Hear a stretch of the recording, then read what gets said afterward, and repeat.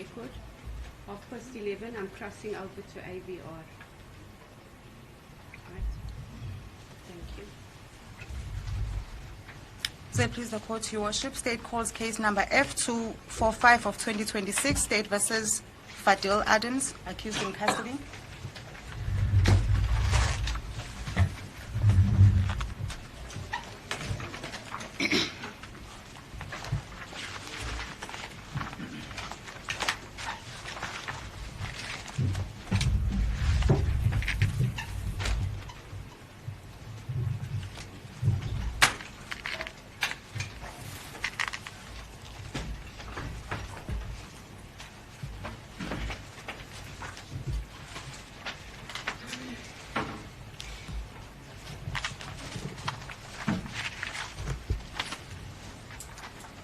Today's date is the 13th day of May 2026, seated at Pinetown District Court. Before presiding officer Mrs. Robinson, for the state's advocate N.F. 𝐵𝐵𝐿𝐵 is appearing, duly assisted by advocate 𝐬𝐮𝐬𝐜𝐫𝐢𝐛𝐞 and advocate 𝐬𝐿𝐫𝐵𝐿𝐵. For the accused, Mr. B. Hendricks is on record. Matter, Your Worship, is on the roll today for a formal bail application. The state is ready to proceed. If I may allow my learned colleague to confirm their appearances on behalf of the accused. Thank you. A very good morning to you, Your Worship. I confirm I'm currently on record for the accused before court, the applicant in the bail application. Your Worship, before I address you, may I just take one instruction? Yes, Thank you, Your Worship.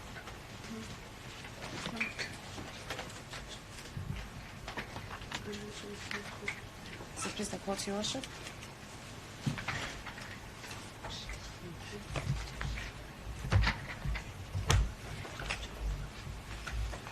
Thank you for the indulgence, Your Worship. Your Worship, there's been a change in legal representation for Mr. Adams. We've decided it wise, and the family as well, Your Worship, to maybe at this stage add the Durban spice already and supplement the team that's here currently with members from Durban that will deal with the matter forward. That will also assist practically in that the matter, if there's any postponements, whatever, they can deal with it. And also the matter will be tried in this province, Your Worship. So especially if they start and take over now, we will merely take a back seat and observe matters from behind, Your Worship. It was indeed a pleasure appearing in front of you. And I also wish to extend my gratitude to the state for having us here and the way they've treated us and dealt with the matter. Thank you, Worship. Thank you very much, Mr. Hendricks. Much appreciated. And it was a pleasure having you here as well. Thank you, Worship. Mr. Adams, can I confirm with you, sir, that you are now taking on additional legal representatives from Durban?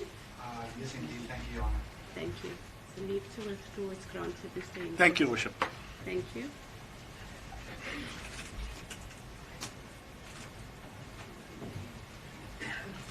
As the court please, Your Worship.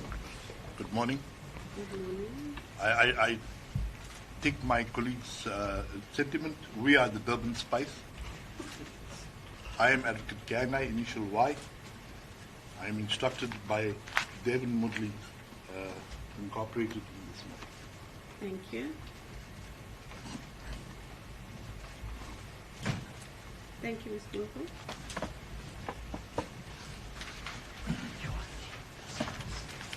So please the court, Your Worship. The state is ready to proceed with the matter. As previously indicated on the previous appearance, Your Worship, the schedule for this bail application is that of a Schedule 1, and we are ready to proceed with the leave of the court. If I may please proceed, Your Worship, the state intends to read the affidavit of the investigating officer into the record in opposition to this bail application. Thank you, Mr. Adams. You may be seated, sir. Thank you, Your Honor. Thank you, ma'am. You can proceed. As it please the court, Your Worship, before I proceed, may I seek leave before this court to give the court the copy of the affidavit so that the court can follow as I read the affidavit. Thank you.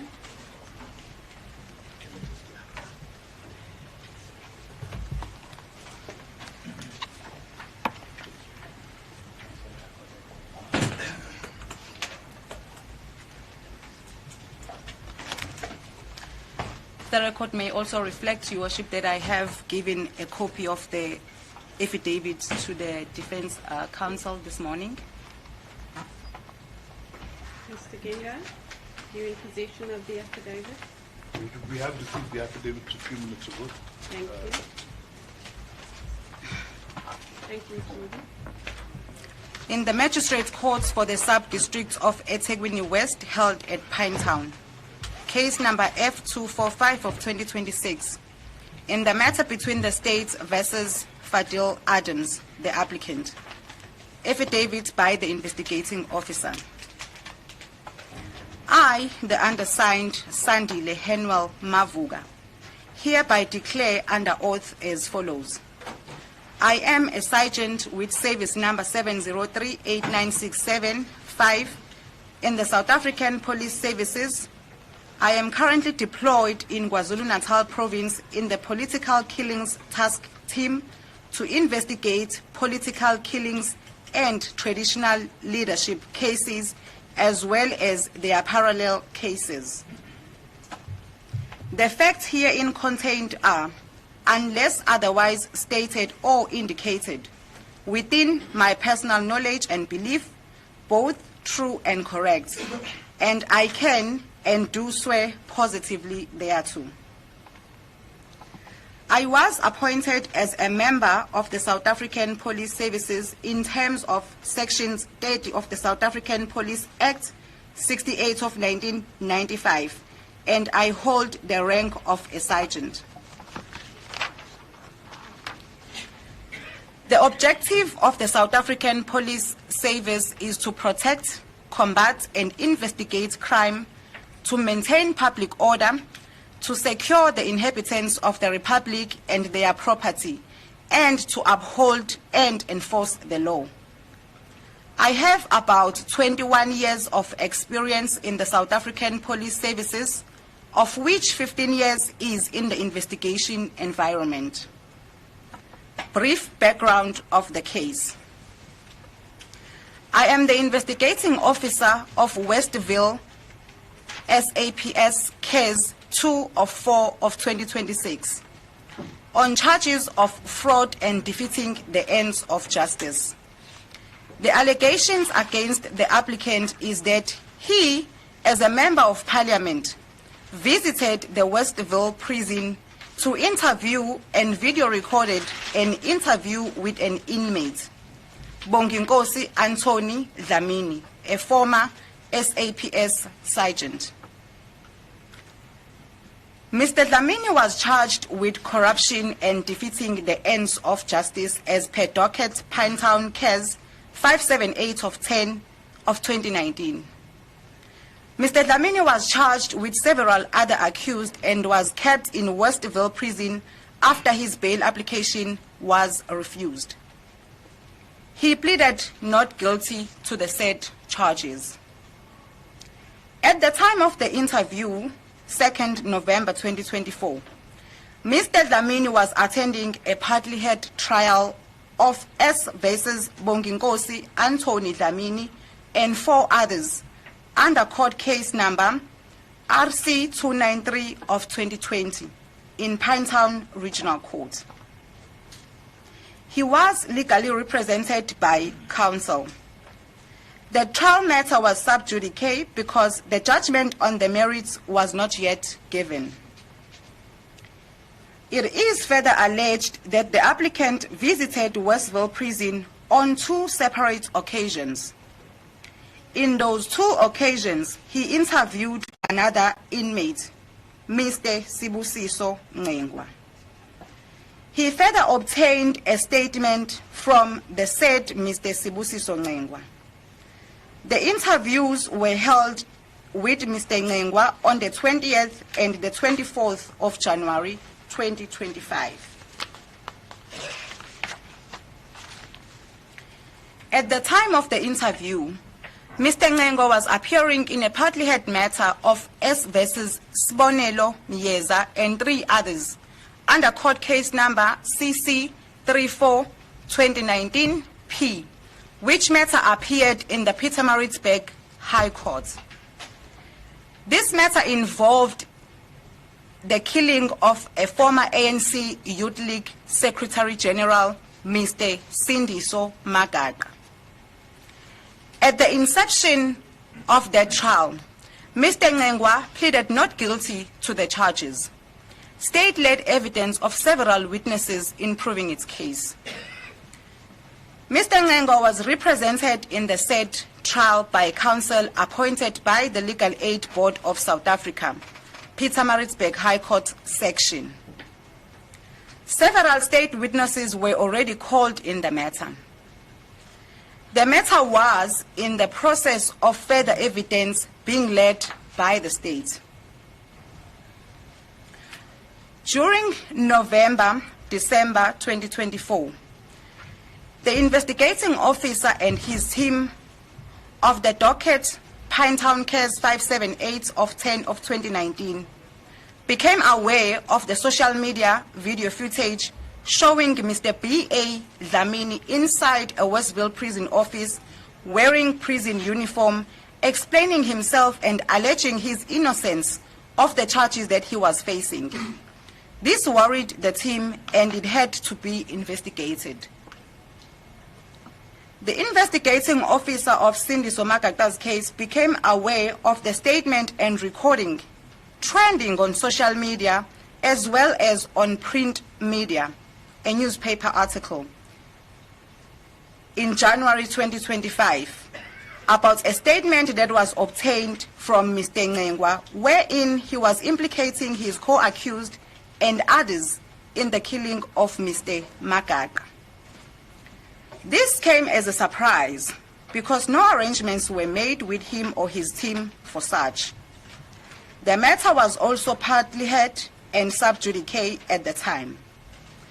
This also prompted an inquiry as to how the recording and the statements were obtained during such a critical and sensitive stage of the two cases. I was subsequently assigned to investigate this matter, which is prosecutor-guided investigations, and part of my investigations led to the interviewing and obtaining of several witness statements which explain how the applicant, Mr. Fadiel Adams, committed the offenses he is charged with.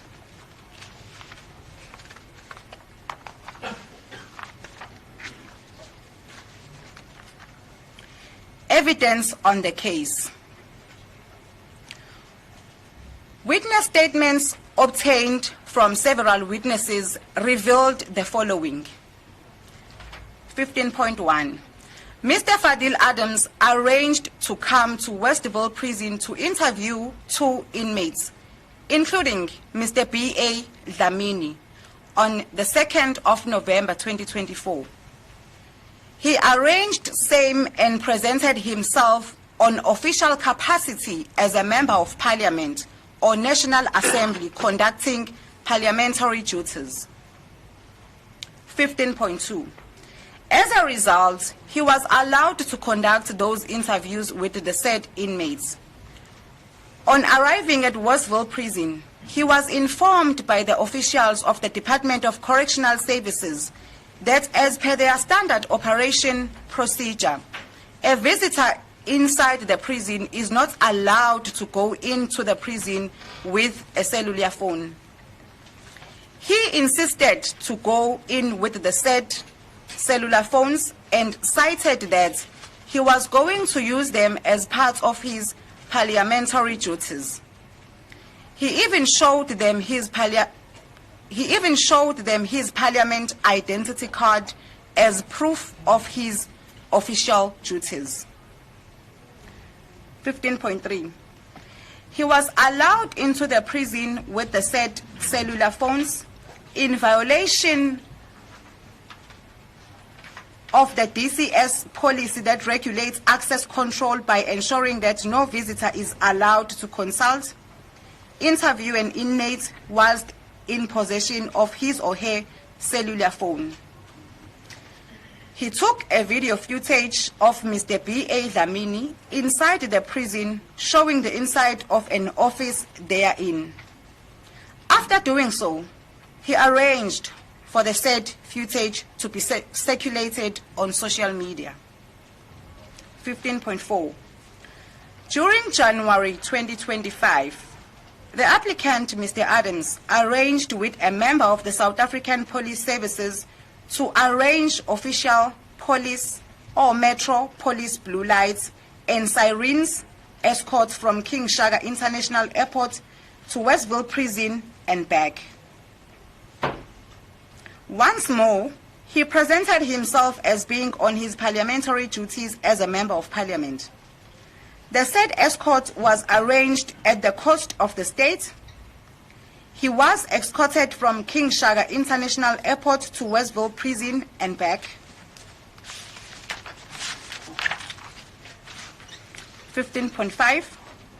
As part of evidence, my team and I have obtained copies of WhatsApp messages confirming the applicant's request for blue lights, escort from King Shaka International Airport to Westville Prison and back to King Shaka International Airport.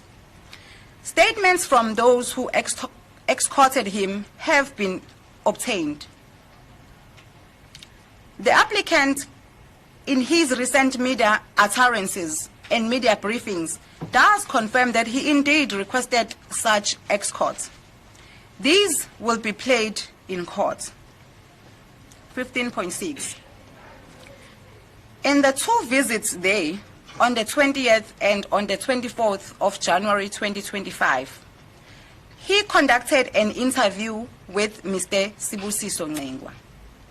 Once more, he insisted as before to go in to the prison with his cellular phones as part of his parliamentary duties. On the 20th of January 2025, he recorded an interview with Mr. Ngqengwa on his cellular phone and left. He arranged to come back. 15.7. He did come back on the 24th of January 2025 after having arranged a member of the Directorate of Priority Crime Investigations, DPC High Hawks, to come and assist him to interview Mr. Ngqengwa. He met the DPCI member in Westville Prison and insisted that the member records Mr. Ngqengwa's interview on paper. At first, the member was to assist with interpretation in view of the language barrier between Mr. Ngqengwa and the applicant. At the end of the said interview, I'm now at 15.8, my apologies, a sworn statement was obtained from Mr. Ngqengwa, who mentioned his involvement and that of his accused and others in the killing of Mr. Makaka.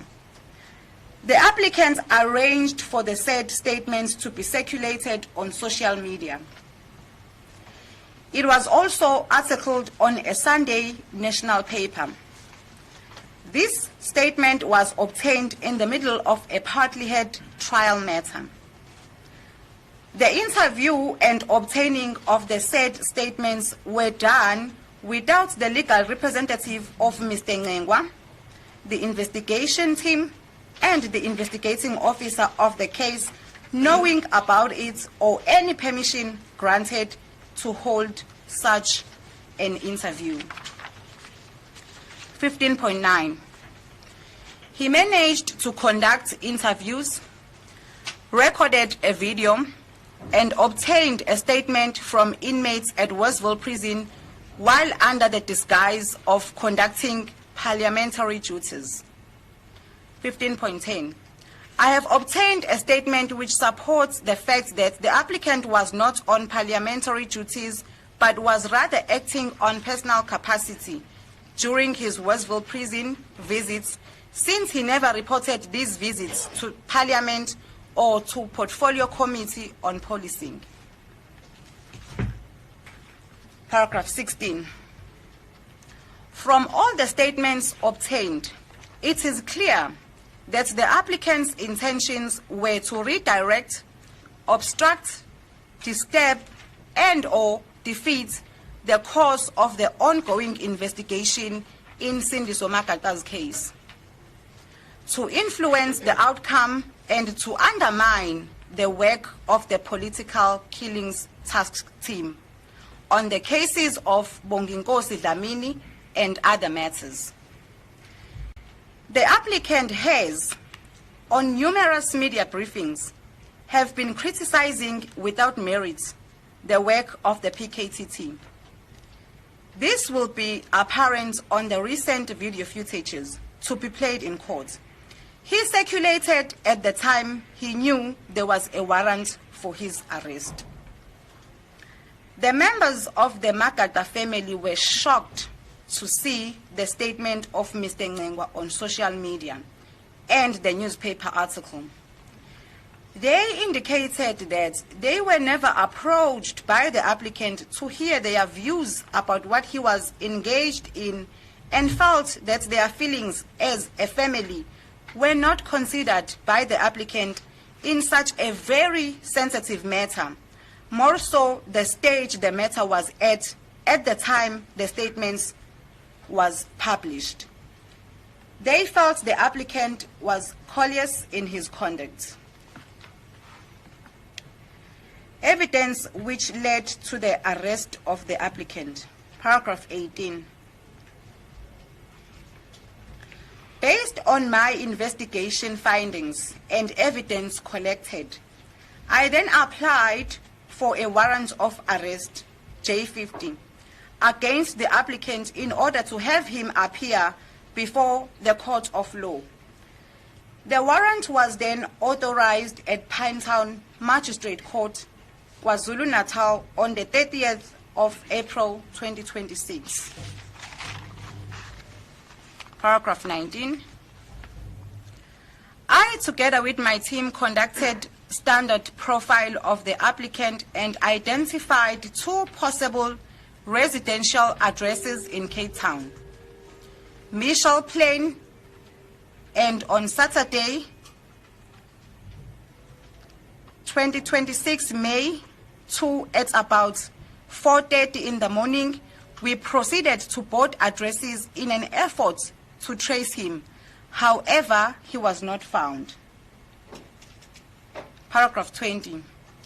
We were informed that House 66, Hoop Street, Westridge, Mitchell Plain, Cape Town, was sold in March 2026, and the applicant was no longer residing there. And at the second address, 50 Disa Crescent, Mitchell Plain, Cape Town, he also was not residing there for a long time. Paragraph 21. On the same day, on the same Saturday during the morning, while still trying to trace the applicant, I became aware of a video footage of the applicant indicating that he is aware that the PKTT is looking for him and that they had visited his residential addresses, which he no longer resides at. He has also opened a case of intimidation against the police as he believes that the PKTT has no J50 against him. See video clip marked SM1. With the leave of the court, Your Worship, if I may ask that at this stage, before I proceed further with the reading of the affidavit, so that we can also follow properly, that we play the video footage, or rather the video clip marked SM1. No objection, please. Thank you. 150. At 4 a.m. this morning, the house that I used to occupy was raided by approximately 15 policemen clad in balaclavas like the criminals they are. They wore no name tags. They parked the vehicles 100 meters away from the scene, around the corner so no one could take registration. They cut the locks of the house. They were going to bang down the door when the occupants opened. This woman was met with rifles to her face. Her husband was made to lay on the ground. A 12-year-old son was slapped because they were looking for Fadiel Adams. Now, with a budget of hundreds of millions of rands a year, this is now come like intelligence. They couldn't get the address right. They raided the wrong house. They abused the wrong family. But my question right here is, when the woman demanded a warrant, they wouldn't show her one. Now, what kind of policemen do we have in this country who operate with closed spaces like gangsters, who point guns at children like gangsters, who operate with impunity like gangsters. There was no warrant shown. As far as I know, if this is the PKTT, I'm accused of many things, but not being part of a political killing, or having planned a political killing, or having links to political killings. If these people are overstepping their mandate, then answers must be forthcoming. I need to know why these people are looking for me. As a matter of fact, I can produce an email for you right now that I wrote to Minister 𝐃𝐨𝐬𝐵𝐿𝐿 where I copied 𝐬𝐮𝐬𝐜𝐫𝐢𝐛𝐬𝐜 and Masimola in. And I said to them, generals, I'm aware that the PKTT is planning something unlawful. I'm letting you know that I'm willing to comply.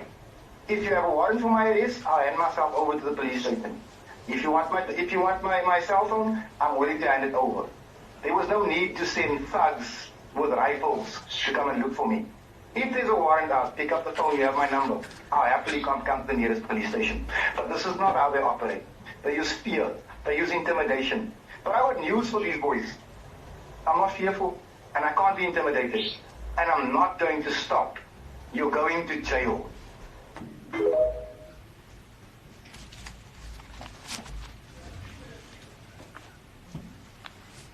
So please, the court, I'll continue from paragraph 22. Thank you. On Sunday, the 3rd of May 2026, my commander, Lieutenant Colonel Majila, informed me that she was sent an email by acting crime detection head in KwaZulu-Natal that sometime in April 2026, the provincial commissioner was copied on an email by the applicant, Mr. Fadiel Adams' attorney, indicating that should there be a warrant of arrest, J50, issued for him, he will hand himself over to the nearest police station, and that Mr. 𝐬𝐮𝐬𝐫𝐢𝐻𝐿d will represent him.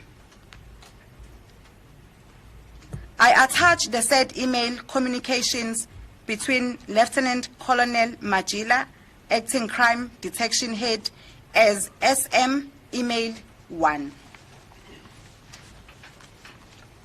Paragraph 23. Lieutenant Colonel Majila further informed me that on the same day, the 3rd of May 2026, she called Mr. 𝐬𝐮𝐬𝐫𝐢𝐻𝐿d and informed him of the request made on the letter that should the police have a warrant of arrest, J50, for the applicant, he will hand himself over at the nearest police station. The attorney requested that Lieutenant Colonel Majila grant him time as he has not spoken to the applicant in 3 months, and the applicant has changed his cellular phone numbers so many times. He further said he has no knowledge of such agreement made with the applicant and will have to inquire from the applicant's political party members.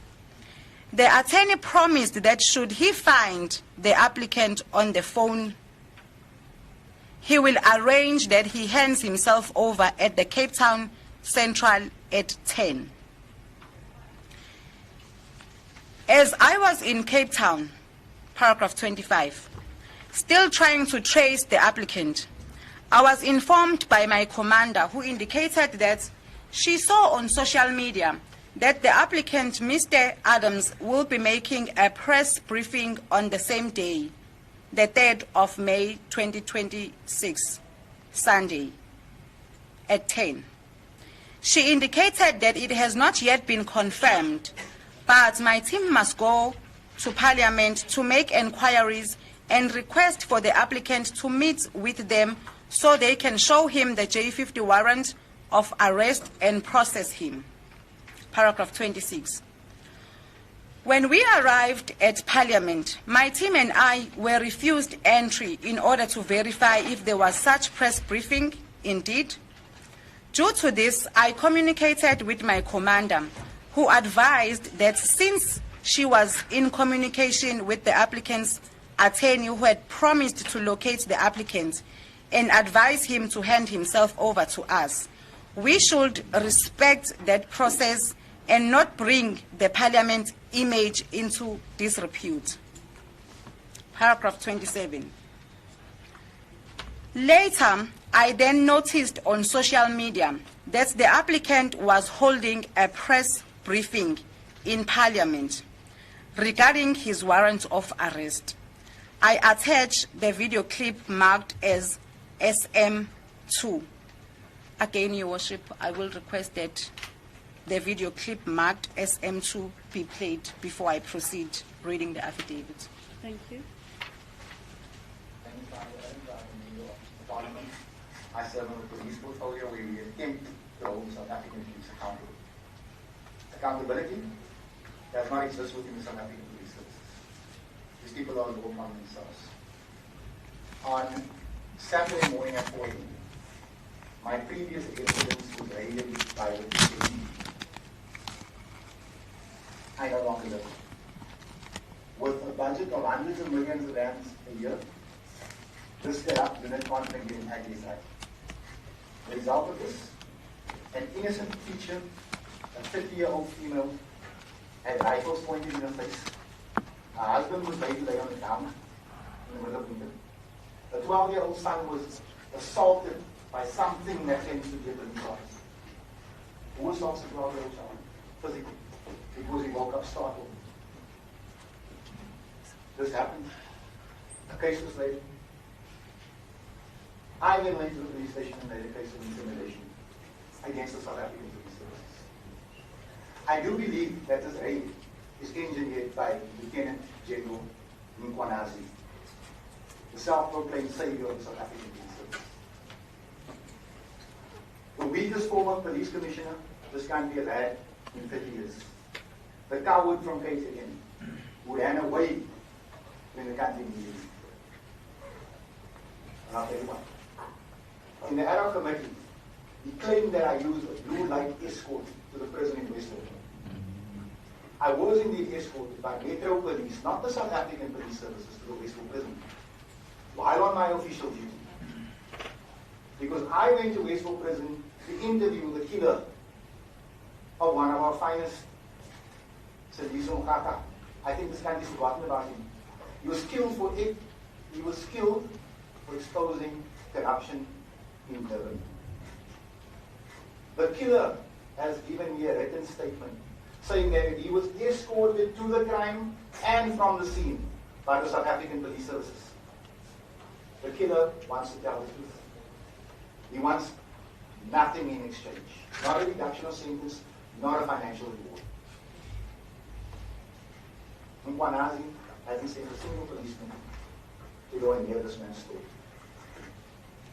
Not one. What 𝐬𝐿 has done is insinuated to Parliament that I've committed a crime. In the ad hoc committee, 𝐬𝐿 has said that there will be a conference call later where you will hear something about Adams. What you were supposed to hear was that Adams had contrived or corrupted or abused his power, whatever power he thinks I have, to obtain a blue light escort.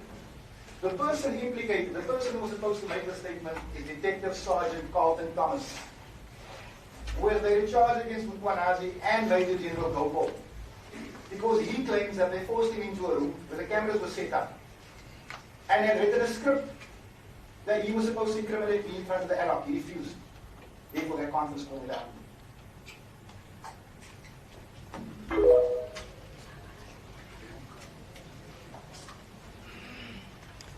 So please the court, Your Worship, if I may proceed from paragraph 28. Yes.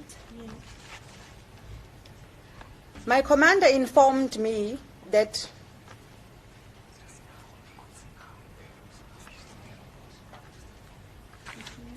my apologies, Your Worship. Can continue.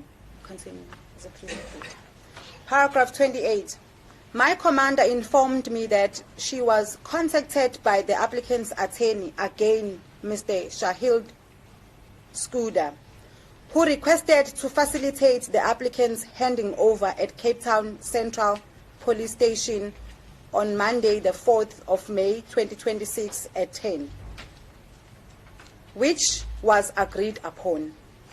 My commander informed me that he told the applicant's attorney that the team will continue tracing the applicant in addresses linked to his profile.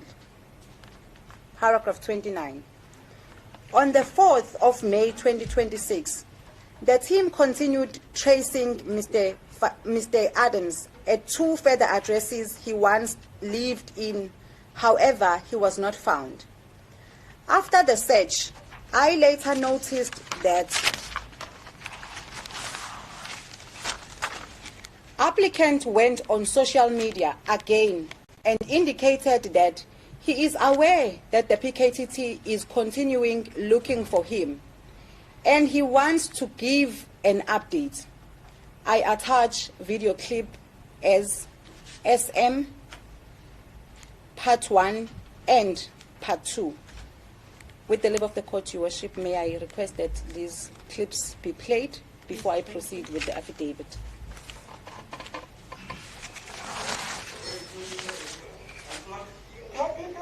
Good evening, everybody. May make a plug. Hey. Veel moet ik rood in Pakistan. Allemaal slapen. 1 o'clock is net die PKTT wat is nou.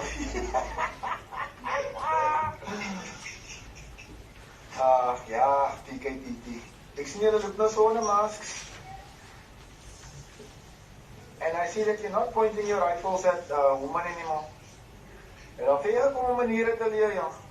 Hey guys, what are you doing? Mr. Jamaluddin, assalamu alaikum. Hoe gaat het met jullie? What a day. God, I must tell you, if there's one thing I still believe in this country is I believe in our judicial system. I think the South African police service is stuff, I must tell you that. But our judicial system, I have so much faith in nothing. Maybe until I lose a case and then I'll change my mind. Listen, I'm just here to give you a quick update on what is transpiring at the moment. But just let's give it a minute for some people to join us. Yep, that's it, right? Mr. Clayton, how you doing, Buddha? Uncle Brian Warden, how are you? 116 is here. Zaki, Shelly Daniels. You know, I remember a movie in the late 90s. I think it was Harrison Ford, called The Fugitive. Yeah, I thought that was smart. But you got nothing on me. I can tell you that. I'm like the Black Michael Scofield or something. Anyway, let's just give it a minute. Did people have license, bro? And Fadiel Adams, no relation, how are you doing, sir?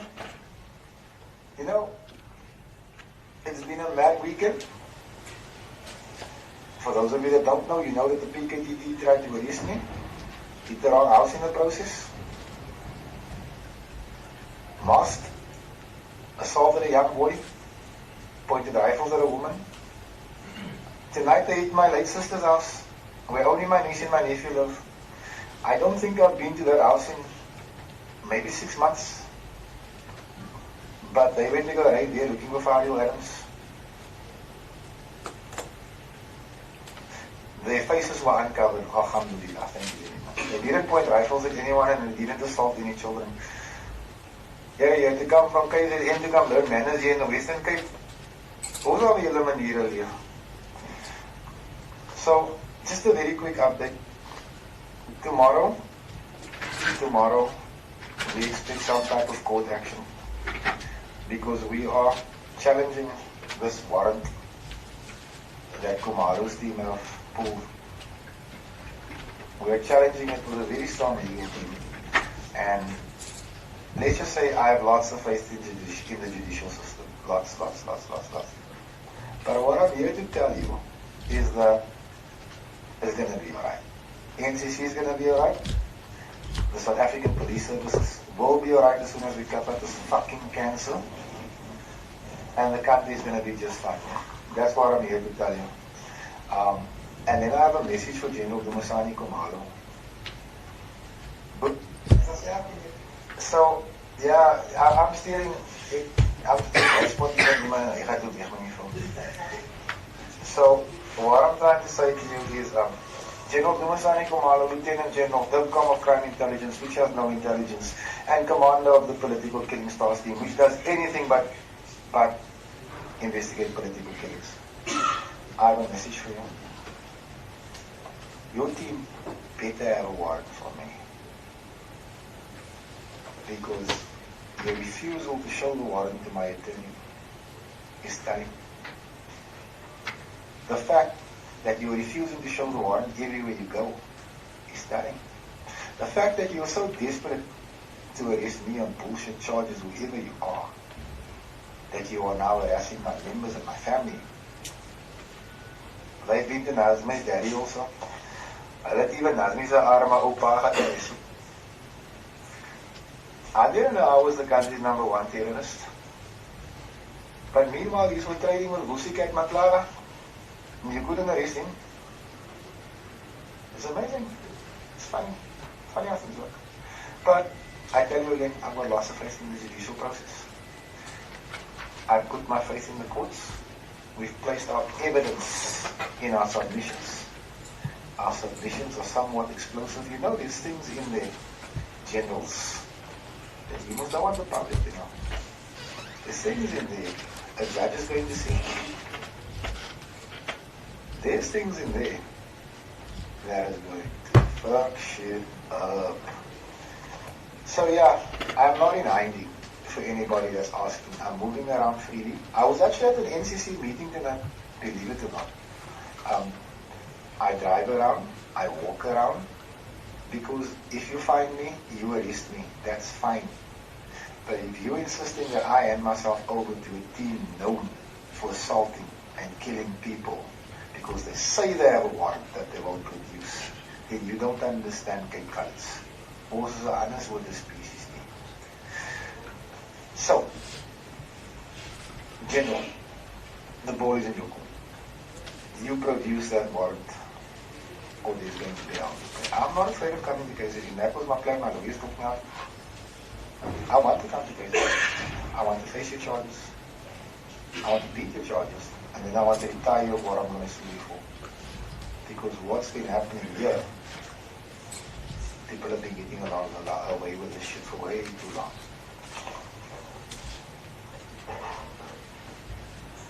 Isn't it an amazing thing? We've all known how corrupt the South African police service is.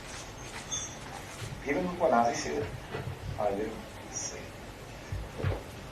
But thus far, I'm the only one to have gotten policemen in court and locked up. Colored boy, 11-year-old, no education. Yeah, education is important in Mkonazi. Education is so important now that we still can't stay in our 𝐾𝐨𝐿. So, people, they call 𝐬𝐮𝐬𝐫𝐠𝐞𝐭. They are demanding 𝐬𝐮𝐬𝐫𝐠𝐞𝐭 must come and meet him. You don't have a fucking warrant for 𝐬𝐮𝐬𝐫𝐠𝐞𝐭. I'm starting to believe you might not have a warrant for Fadiel Adams.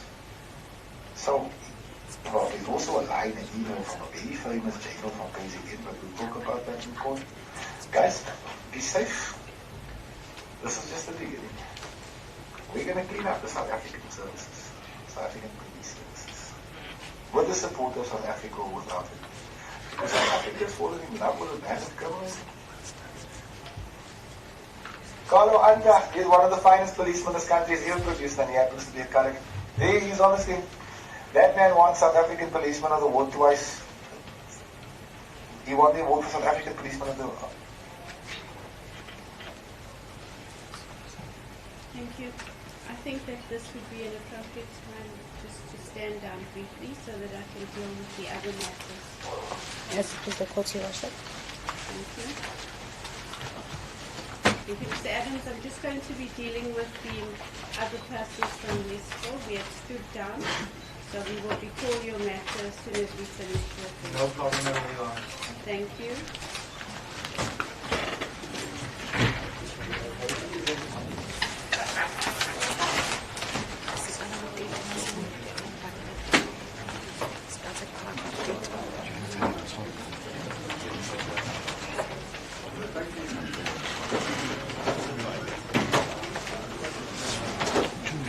Yeah. Thank you. Silence.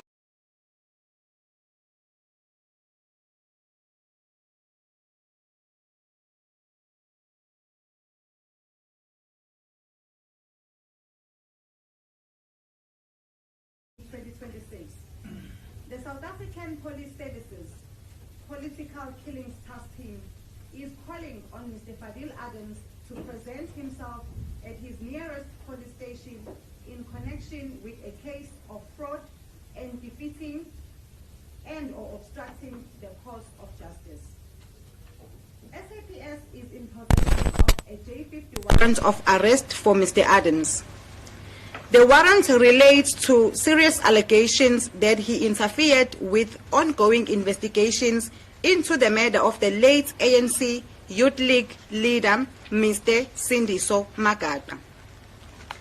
Through investigations, the task team discovered that Mr. Adams interfered with the now convicted and sentenced hitman at a very sensitive and advanced stage of the police investigation.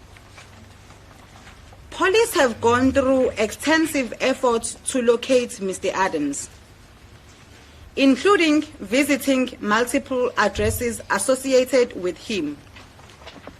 Arrangements were made with his attorney to hand himself over on Monday, the 4th of May 2026, at the Cape Town Central Police Station.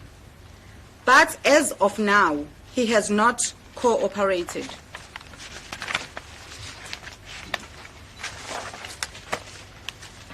Mr. Adams was scheduled to appear before a KwaZulu-Natal court on Monday, but failed to do so. Despite numerous attempts by South African police services to contact his legal representative, Mr. Adams has not made himself available to the police. SAPS urges Mr. Adams to cooperate with law enforcement and hand himself over at his nearest police station without delay. Media enquiries, Brigadier Atlenda Mathe, cell phone number 082-040-8808. Paragraph 32. I was then notified by my commander that the applicant, Mr. Adams, is on TV making a press conference and was indicating that he will hand himself over to the police after his High Court application on Tuesday, the 6th of May 2026. See video clip SM part 1, 2, 3, 4, and 5. With the leave of the court, if those clips may please be played. Thank you. Thank you, Jane. The South African Police Services, headed by a bunch of alleged criminals, is getting the last kick of a dying horse. They apparently have been looking for me since last week. They have my email. They have my residential address at Parliament. They've never approached me because they wanted to arrest me for drama. They wanted to do that. They never got it. We approached the subs through my lawyers and said, we are willing to hand ourselves over. But what are you charging me with? They wouldn't disclose any information. We asked, which court do you plan to take me? They wouldn't disclose. Simple information. On this basis, we went to the Cape High Court, and the High Court gave us an order yesterday that the sub must disclose all of the documentation. Now, what we know for a fact is that there's nothing in that document, because I've done nothing. This is intimidation. Intimidation by the head of the PKTT, General 𝐬𝐿𝐫𝐿𝐻𝐵𝐻𝐻. The PKTT is headed by an alleged criminal, who I put before the dock. I lay those charges. Now, this man is using his unit and his resources to intimidate me. Is that something? What they say I've done happened a year ago. And I reported it to Parliament. I brought it to Parliament. I did not hide it. If there was criminal intent, why didn't they charge me a year ago? Because they never thought that they'd be going to jail. They never thought they'd get arrested. But now dozens of generals are before the court because of the work of the NCC. This is the apartheid smear campaign because these are apartheid operatives. Remember, these people stuff to go. They know how to do it. But I'm not afraid. Let them come. Tomorrow morning we'll make court. We trust that the judge will make the right ruling and we will take it on. Let me make it clear. I intend to have my day. They are charging me. I'm not running away from them.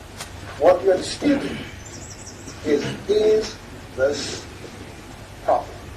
Why wasn't I given a warning statement like every suspect should? Why jump for a warrant? I'm not a flight risk. I'm a member of parliament. I'm the member of parliament holding them to account. And they don't like it. Because they don't take into account. But they are.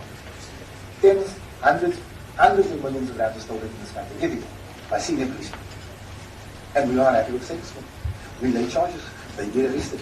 They react. Let them react. I want to encourage you. React harder. Because if this is what is meant to intimidate or stress you, you people clearly don't know where the threshold is. Put harder than that, because I'm not going to stand.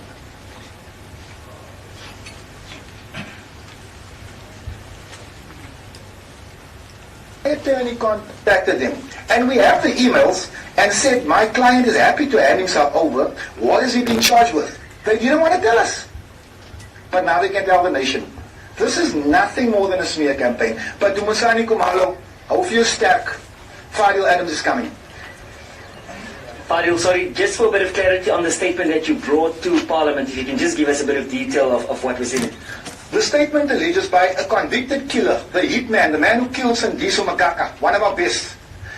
He alleges that Dumasani Kumalo is involved in the plot to kill 𝐬𝐮𝐬𝐫𝐿, because 𝐬𝐮𝐬𝐫𝐿 was exposing corruption in KZN as I am doing in Cape Town. So this poor man was killed for doing the right thing. But then the hitman takes it further. He says that we were escorted to the scene of the crime and from the scene of the crime by crime intelligence. Then he takes it a step further and says, oh, by the way, the AK-47 we used to kill that man, it was bought with the money from crime intelligence. Do SAPS react on the statement? No. What do they act on? The man that brings the statement to Parliament. Is this what South Africa accepts as policing? When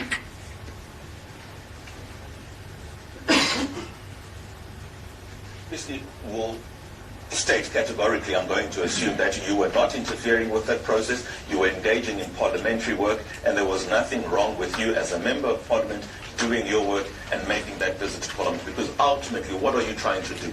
You are trying to ensure that the rogue elements in the South African police services are taken out. That's a fair characterization, is that so? Here's the issue with interference. Did it mean that I tried to either intervene or drive an investigation in a specific direction? I did none of that. I've never been in touch with the investigating officer. I've never been in touch with any of the witnesses. I've only ever spoke to the killer, and I reported it back to Parliament. What Parliament did with it, that's disappointing, because Parliament did nothing. What SAPS did with it, that's criminal, because SAPS have done nothing. How can it take you 5 years? They've never been to see the killer. Never. How can it be at a sensitive stage when they've never spoken to the killer? When I showed them the affidavit in Parliament, but they never asked me for it. How can it be? Is this what we're going to accept as policing?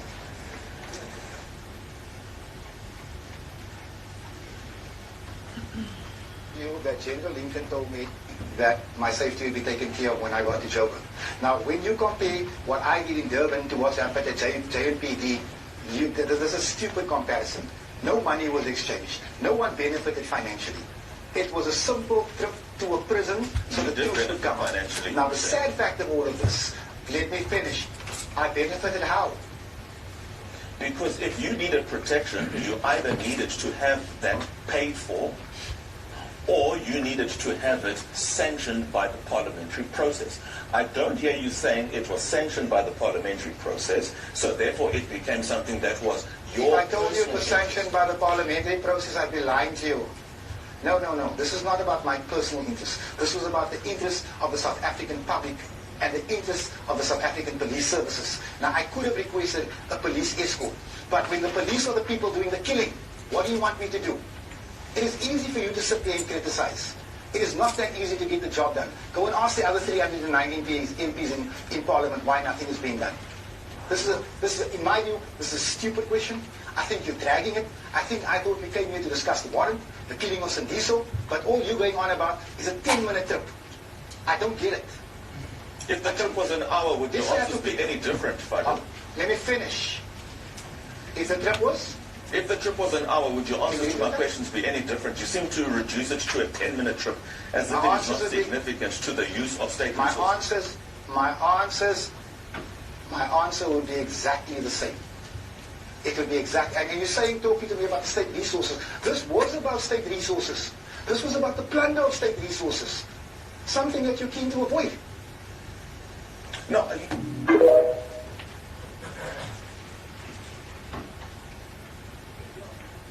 Before you ask me a question, I just want to make a statement that the 𝐃𝐨𝐬𝐿 has entered the parliamentary precinct. They are inside here, believe it or not. You must understand that the executive holds no right over the legislature. They don't belong here. That's why you have parliamentary police.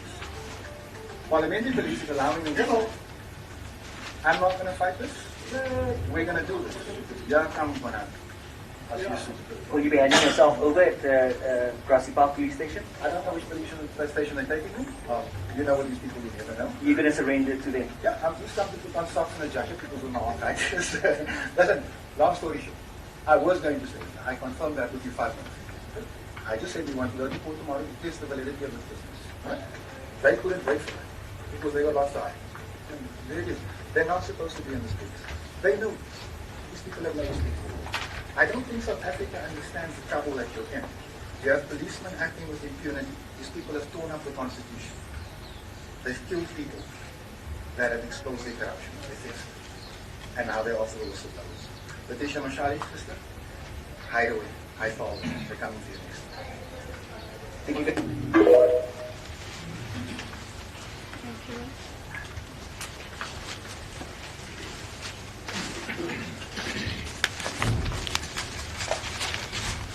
Please, the court, I'll proceed from paragraph 33. My commander informed me that she recognizes the place Mr. Adams was conducting his press conference in and directed us to the place as she was in Durban and we were in Cape Town. We then proceeded to the directed address, which was not on Mr. Adams' profile list of addresses. And upon arrival, we were assisted by Lieutenant Colonel Mashele, who went inside the parliamentary residence to inform the applicant that we were outside the gate and that we were in possession of a warrant of his arrest, J50. Paragraph 34. The applicant refused to cooperate with Lieutenant Colonel Mashele and even declined the Lieutenant Colonel's offer to drive him to the nearest police station with a state motor vehicle. The Lieutenant Colonel then came to us and informed us that the applicant was busy with the media and did not want to come to us. He then opened for me and my team to execute the J50 warrant of arrest. Paragraph 35. The warrant of arrest was accordingly executed on the applicant, and he requested an opportunity to go fetch his jacket, and we accompanied him to the house where there was a lot of media houses outside. Whilst inside the house, we advised the applicant to take everything he needs, including medication, and he said it's fine. Some of the things will be brought to him at the police station. We proceeded to Cape Town Central Police Station and booked him for transit to KwaZulu-Natal, being free from injuries and without any complaint.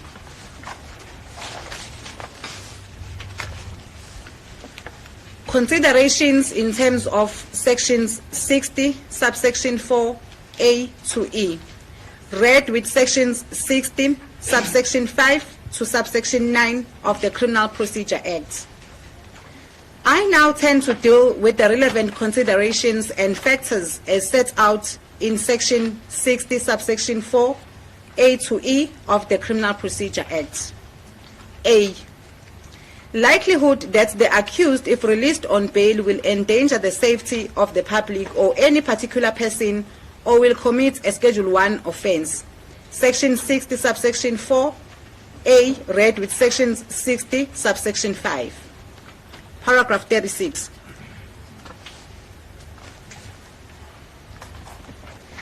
The applicant's utterances and conduct indicate his resentment against the PKTT. He is presently charged with interfering with matters investigated by the PKTT. He has on numerous occasions made public comments that may be viewed as defamation of character against the PKTT and people he perceives are linked to the PKTT. Same can be seen on the video footage played in court. Paragraph 37. During the year 2023, an order was issued against the applicant by an equality court after it was found that he made utterances against the City of Cape Town municipal manager. He was, amongst others, ordered to remove the social media post containing the utterances and prohibited speech. Paragraph 38. Instead of adhering to the court order by the Equality Court, he posted again disregarding the said court order. I attach the said court order and his post as SM5.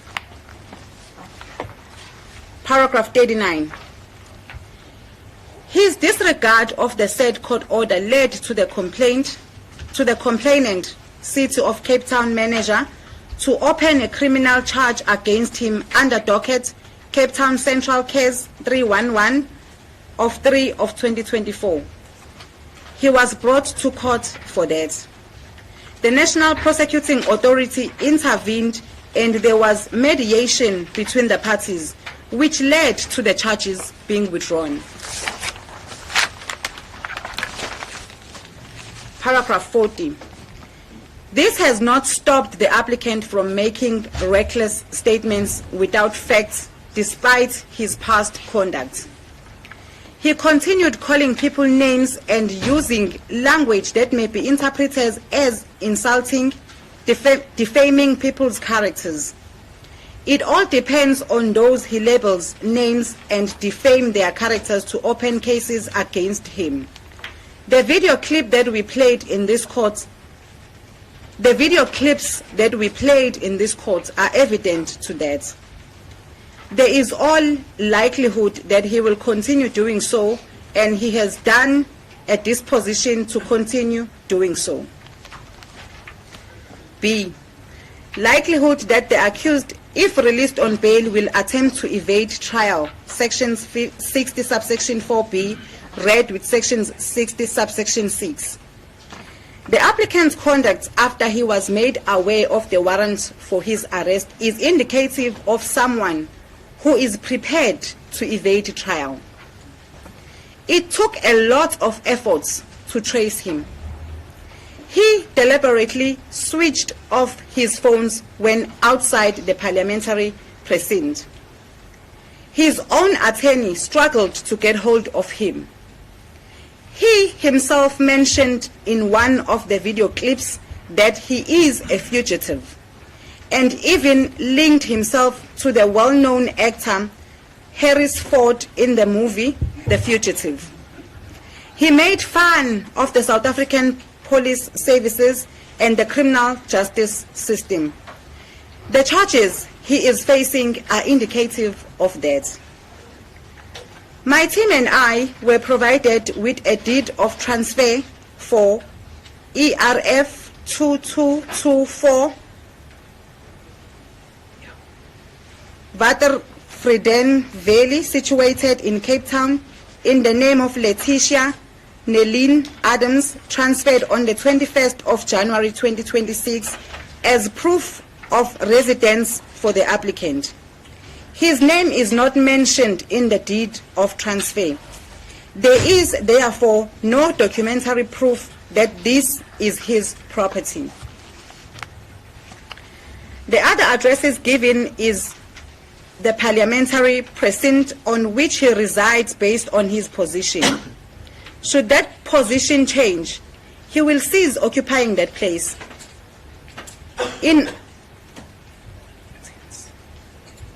In all intents and purposes, the property belongs to the Department of Public Works and not him. Paragraph 44. The The applicant is facing very serious charges which he partially admits on his video clips to have committed, and faces jail sentence that might make him lose his position as a member of the Legislative Assembly Parliament. This on its own is an incentive to evade trial. In the circumstances, paragraph 45, there is all likelihood that the applicant will attempt to evade trial. C.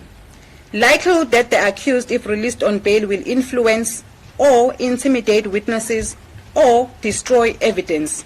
Sections 60 subsection 4C read with sections 60 subsection 7. The applicant, upon learning of his imminent arrest, contacted several times a state witness he knew was involved in the matter. He wanted the witness to send him a statement that he made to the police in this investigation, and same to be sent to his official parliamentary email, f.adams@parliament.gov.za. Paragraph 47. Even before his arrest, the applicant already interfered with the state witnesses and demanded a sworn statement the witness made to the police. I attach a statement from the said witness, with names retracted, SM6. Paragraph 48. It is a well-established knowledge that the applicant was in possession of classified information of crime intelligence. He alleges that same was put under his door and he found it there. Whether this is true or not still stands to be proven. The fact of the matter is that he was in possession of classified information. Paragraph 49. The conduct of the applicant indicates that there is all likelihood that he will attempt to influence witnesses he has already started, or conceal or destroy evidence. The very same charges he is charged with are indicative of that. D. The likelihood that the applicant will undermine or jeopardize the objectives and proper functioning of the criminal justice system or bail system. Section 60 subsection 4D read with sections 60 subsection 8. Paragraph 50. There was a court order issued by a competent court against him. He did not challenge it or appeal it. He did not comply with it instead.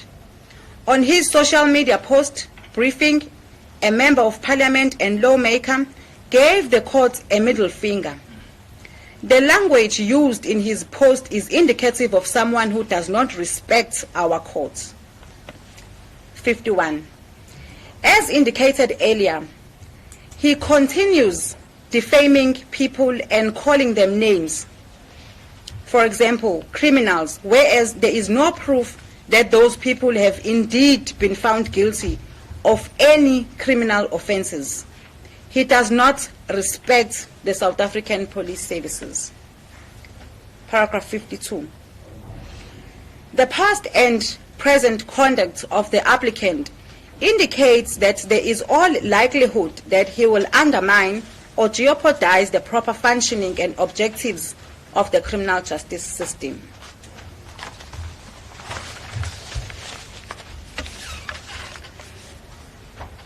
Unethical conduct displayed by the applicant towards his arrest. Paragraph 53.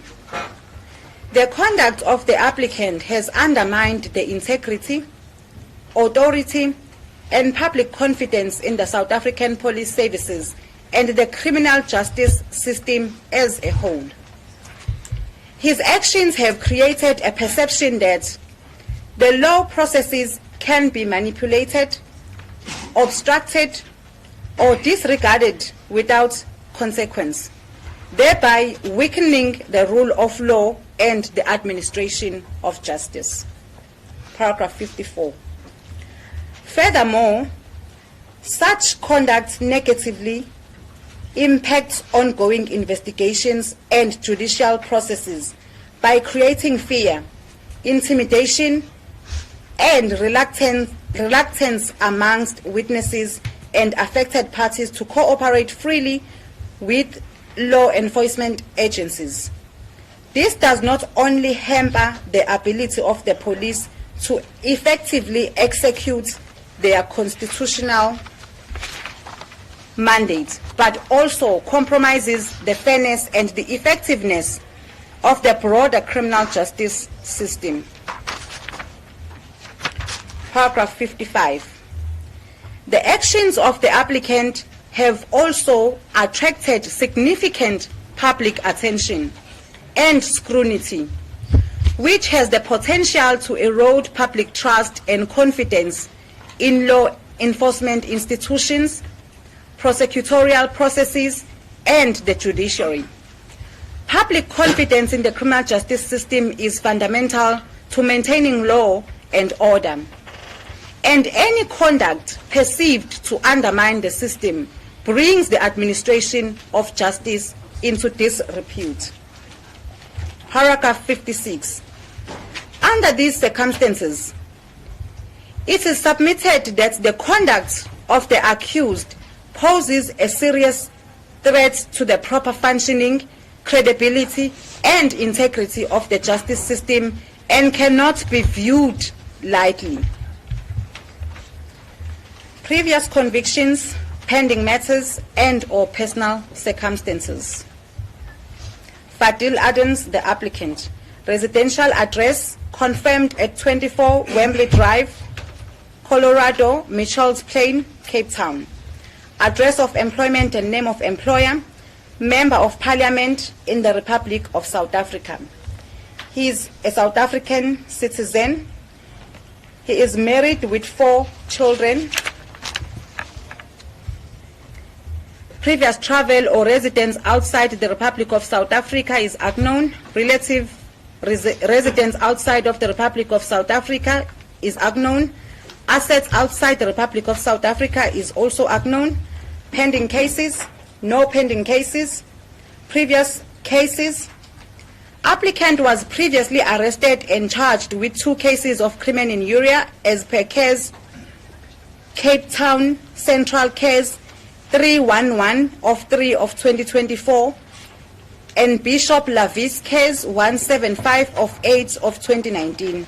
See attached SAPS 69 profile.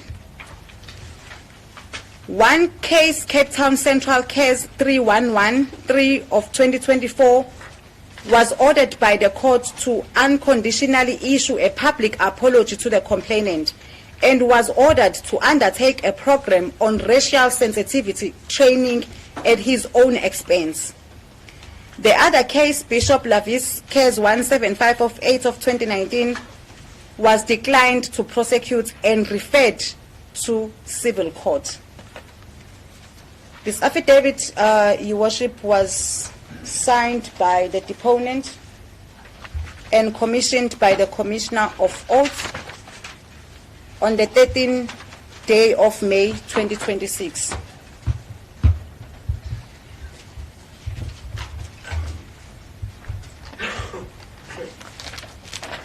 With the leave of the court, before I can ask to have the affidavit formally marked as part of the exhibit, if I may please, Your Worship, read just a few of these attachments that are compiled in the affidavit of the investigating officer, specifically SM5, a portion of just one. It's the last page, Your Worship, of the affidavit, the attachment. Thank you.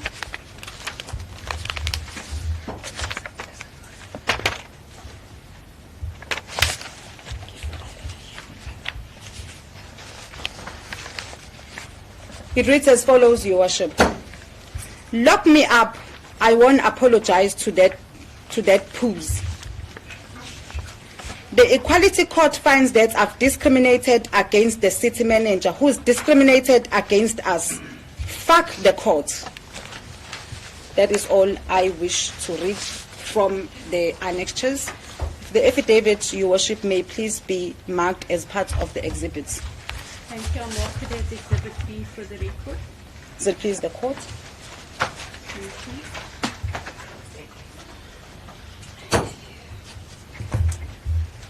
Anything else, Ms. Noble, from the state side? So please the court, Your Worship, there's nothing else. That's the state's case. Thank you, Mr. Jenga. Thank you, Your Worship. Your Worship, I have prepared an affidavit for the accused and the applicant in this matter.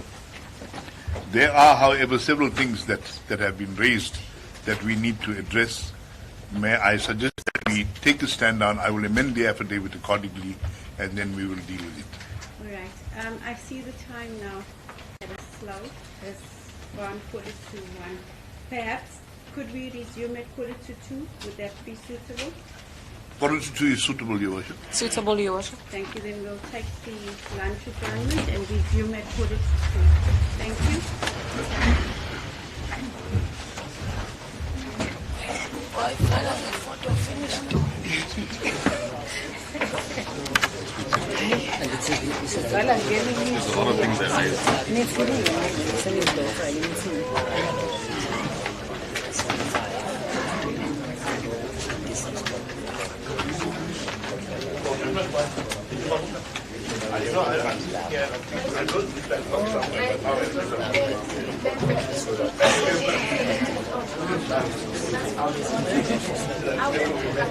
was different.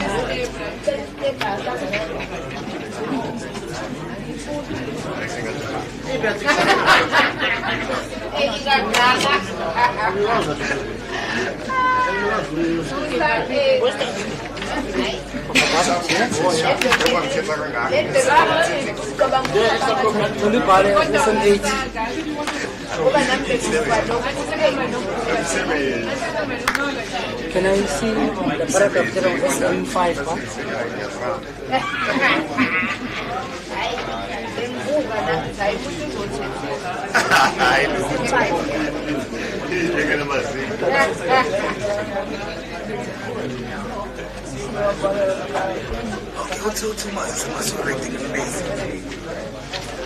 Buza.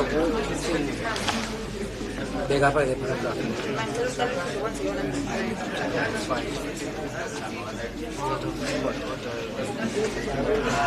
Six.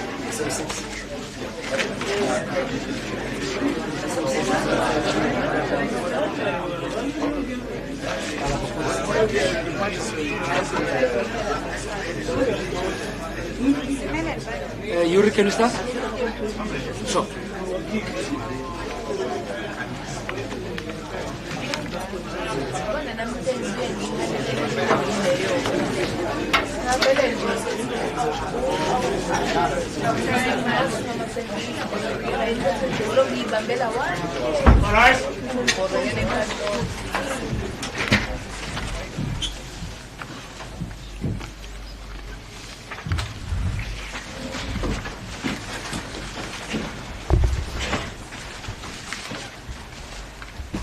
Are we on record?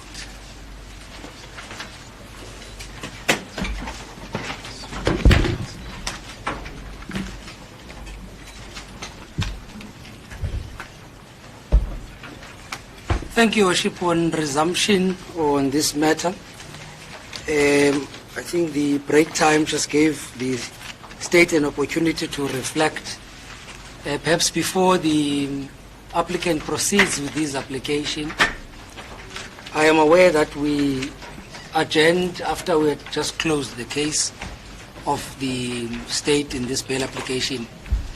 I now proceed to bring an application to the court to reopen the case of the state and to supply the court with a supplementary affidavit of the investigating officer of issues that, on reflection, it appears that were not properly canvassed on the first affidavit. I have canvassed same with my colleague.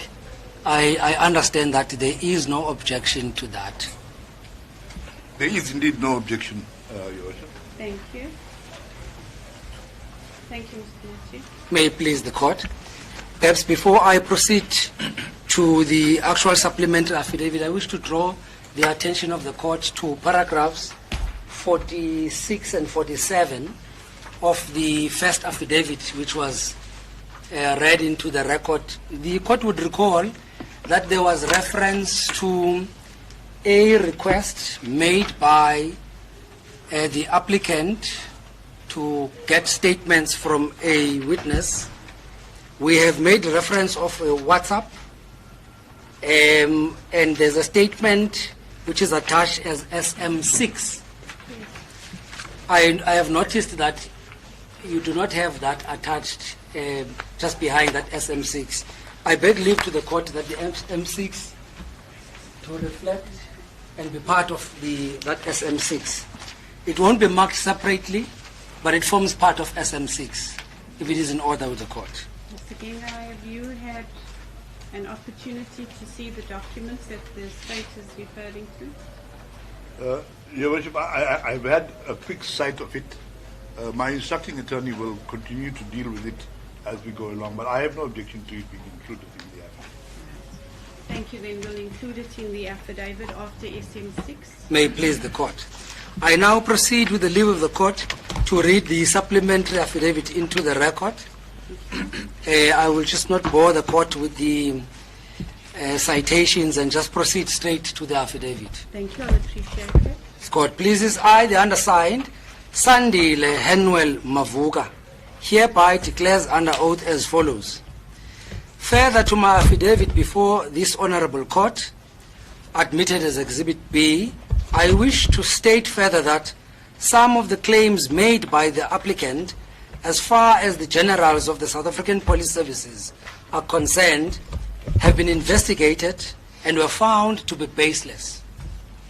The applicant claims in his video clips that were played in this honorable court, that General Dumisani Khumalo was behind the killings of 𝐬𝐮𝐬𝐜𝐫𝐢𝐻𝐻, and as such he has interviewed the hitman 𝐬𝐮𝐬𝐜𝐫𝐢𝐻𝐻 for the purposes of exposing this fact. 3, I went to check and have a look at the statement he obtained from 𝐬𝐮𝐬𝐜𝐫𝐢𝐻𝐻 on the 24th of January 2025, and therein I could not identify any mention of Lieutenant General Dumisani Khumalo as being behind the killing of 𝐬𝐮𝐬𝐜𝐫𝐢𝐻𝐻. See attached statement marked SM7 and 8 respectively. Paragraph 4, records will reflect that Lieutenant General Dumisani Khumalo in the year 2017, when Mr. 𝐬𝐮𝐬𝐜𝐫𝐢𝐻𝐻 was shot and killed, he was reporting under SAPS Division, Operations Response Services, and not Crime Intelligence, as portrayed by the applicant. Only during the year 2018, when the Political Killings Task Team was established, General Dumisani Khumalo led this team and ensured that the hit orderers, hitmen, coordinators, spotters, murder weapons, as well as other exhibits were secured for the successful prosecution of this matter, and that is public record. It was only in December 2022 when General Dumisani Khumalo was appointed to head Crime Intelligence Division. I therefore plead with this honorable court to disregard all the utterances and claims made by the applicant, since they are baseless, defamatory, and lack any reasoning, either in fact or in law. I know and understand the contents of this statement. I have no objection to taking the prescribed oath, and he considers the oath prescribed to be binding on his conscience. It was properly commissioned. I will not proceed to read into the record the SM7 and SM8. Safe to say that they form part of the record. May it please the court? Thank you. Mr. Inga, do you have a copy of the supplementary affidavit? It was given to me shortly before we reconvened, Your Worship. All right. Thank you. Then I'll mark this as Exhibit C for the record. May it please the court? Thank you. I now safely say that is the case for the state. Thank you.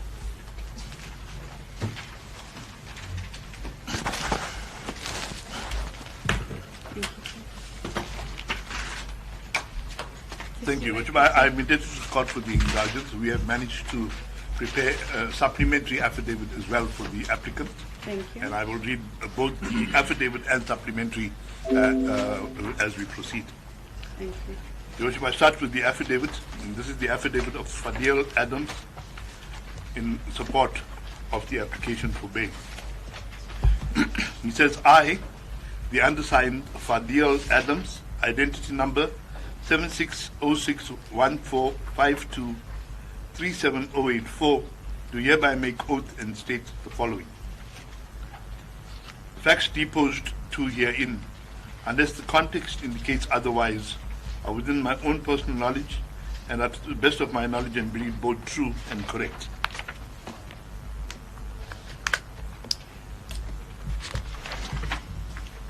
Where submissions of a legal nature are made herein, I do so on the advice of my legal representatives, which advice I accept as correct.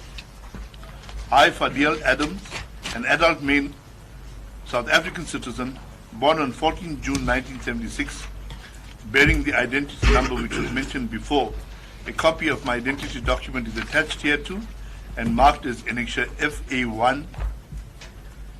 I am a sitting member of Parliament and the President of the Cape Coloured Congress, and I appear before this honourable court as the applicant in a bail application arising from my arrest on 5 May 2026. The chronology and background to the address, I'm now reading paragraph 4. I set out here under a chronological account of the events that preceded and attended my arrest.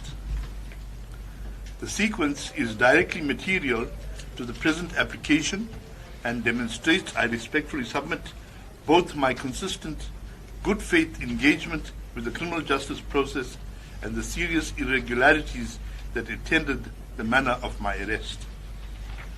On 9th April 2026, paragraph 5, my erstwhile attorneys of record, Mr. Shahid Shruda, addressed written correspondence to the relevant authorities to inquire whether a warrant of arrest had been issued against me. That letter expressly conveyed my willingness to comply with the legal process and my unequivocal intention to surrender myself at the nearest police station upon request. This correspondence is a clear and documented demonstration of my good faith. A copy hereof has been attached hereto and marked as Annexure FA2. Paragraph 6. Unbeknown to me and my attorneys at the time, a J50 warrant of arrest had in fact been issued on 30th April 2026, some 3 weeks after my attorneys had formally sought to ascertain the position. I was not informed of this, nor was the warrant served upon me or brought to my attorney's attention at that stage. It was only upon my arrest on the 5th of May 2026 that I perused the warrant for the first time. A copy of the warrant is attached here to mark FA3. Paragraph 7.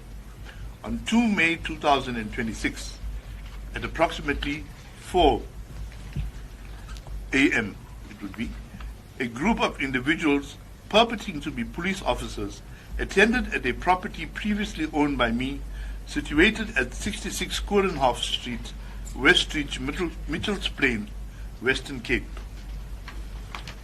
Mrs. Brown, the person who had purchased the property from me and who is the current occupant, was present. All of the individuals were wearing masks and refused to disclose their identities to the police station from which they operated. They forcibly broke the padlock of the gate to gain entry, produced neither a search warrant nor any other formal documentation, and, during the course of their attendance, assaulted Mrs. Brown's minor son. They departed without leaving any contact details. Later that same day, Mrs. Brown reported the incident to the Mitchells Plain police station, and a case was duly registered under Mitchells Plain CAS 65 of 5/2026. The conduct of these individuals, the forced entry, the concealment of identity, the absence of any warrant or documentation, and the assault on a minor was deeply alarming and compelled me to take precautionary steps to verify whether any warrant against me had lawfully been issued. Your Worship, I apologize. I have a copy for Your Worship if you wish to follow. I apologize, Your Worship. The supplementary affidavit is there as well. Thank you. I'm at paragraph 9, Your Worship, which is on page 4.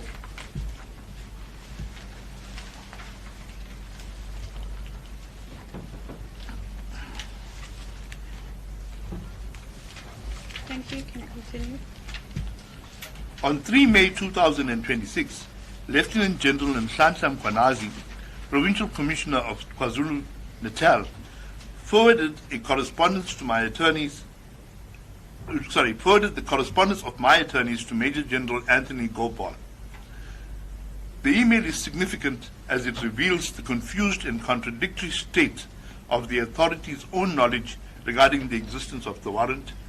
In that email, Lieutenant General Mkhwanazi stated the following: in receiving this email, I made inquiries with the prosecutor who is handling the case, and he informed me that there was no warrant of arrest issued. As you know, that I have been assigned to a task at national level, therefore I am not fully aware about the status of investigation work of the PKTT in KZN. However, I learned that there is a warrant of arrest issued. Therefore, I am sharing this email in order for you to advise the team to make contact with his lawyer in order to secure his presence at the police station for processing. Quotes, and that is quoted directly from the email. Paragraph 9.2, a copy of this email is attached hereto and marked Annexure FA4. I respectfully submit that the email demonstrates material uncertainty and lack of coordination within the relevant prosecutorial and investigative structures regarding whether the warrant of arrest had in fact been issued. According to the email, Lieutenant General Mkhwanazi first made inquiries with the prosecutor handling the matter and was informed that no warrant had been issued. He thereafter learned that a warrant had in fact been issued and accordingly requested that the team make contact with my legal representative in order to secure my attendance at the police station for processing. This uncertainty, viewed together with the events of 2nd May 2026, caused me and my legal representatives genuine concern and led to the urgent application at the High Court. Paragraph 10. Confronted with these contradictions and mindful of the well-documented acrimonious history between myself and the political killings task team, I instructed my erstwhile attorneys to launch an urgent application in the Western Cape High Court. The purpose of that application was not to evade the criminal process, but to compel the authorities to disclose the warrant and its supporting documentation so as to enable me to assess the legality and validity of any proposed arrest.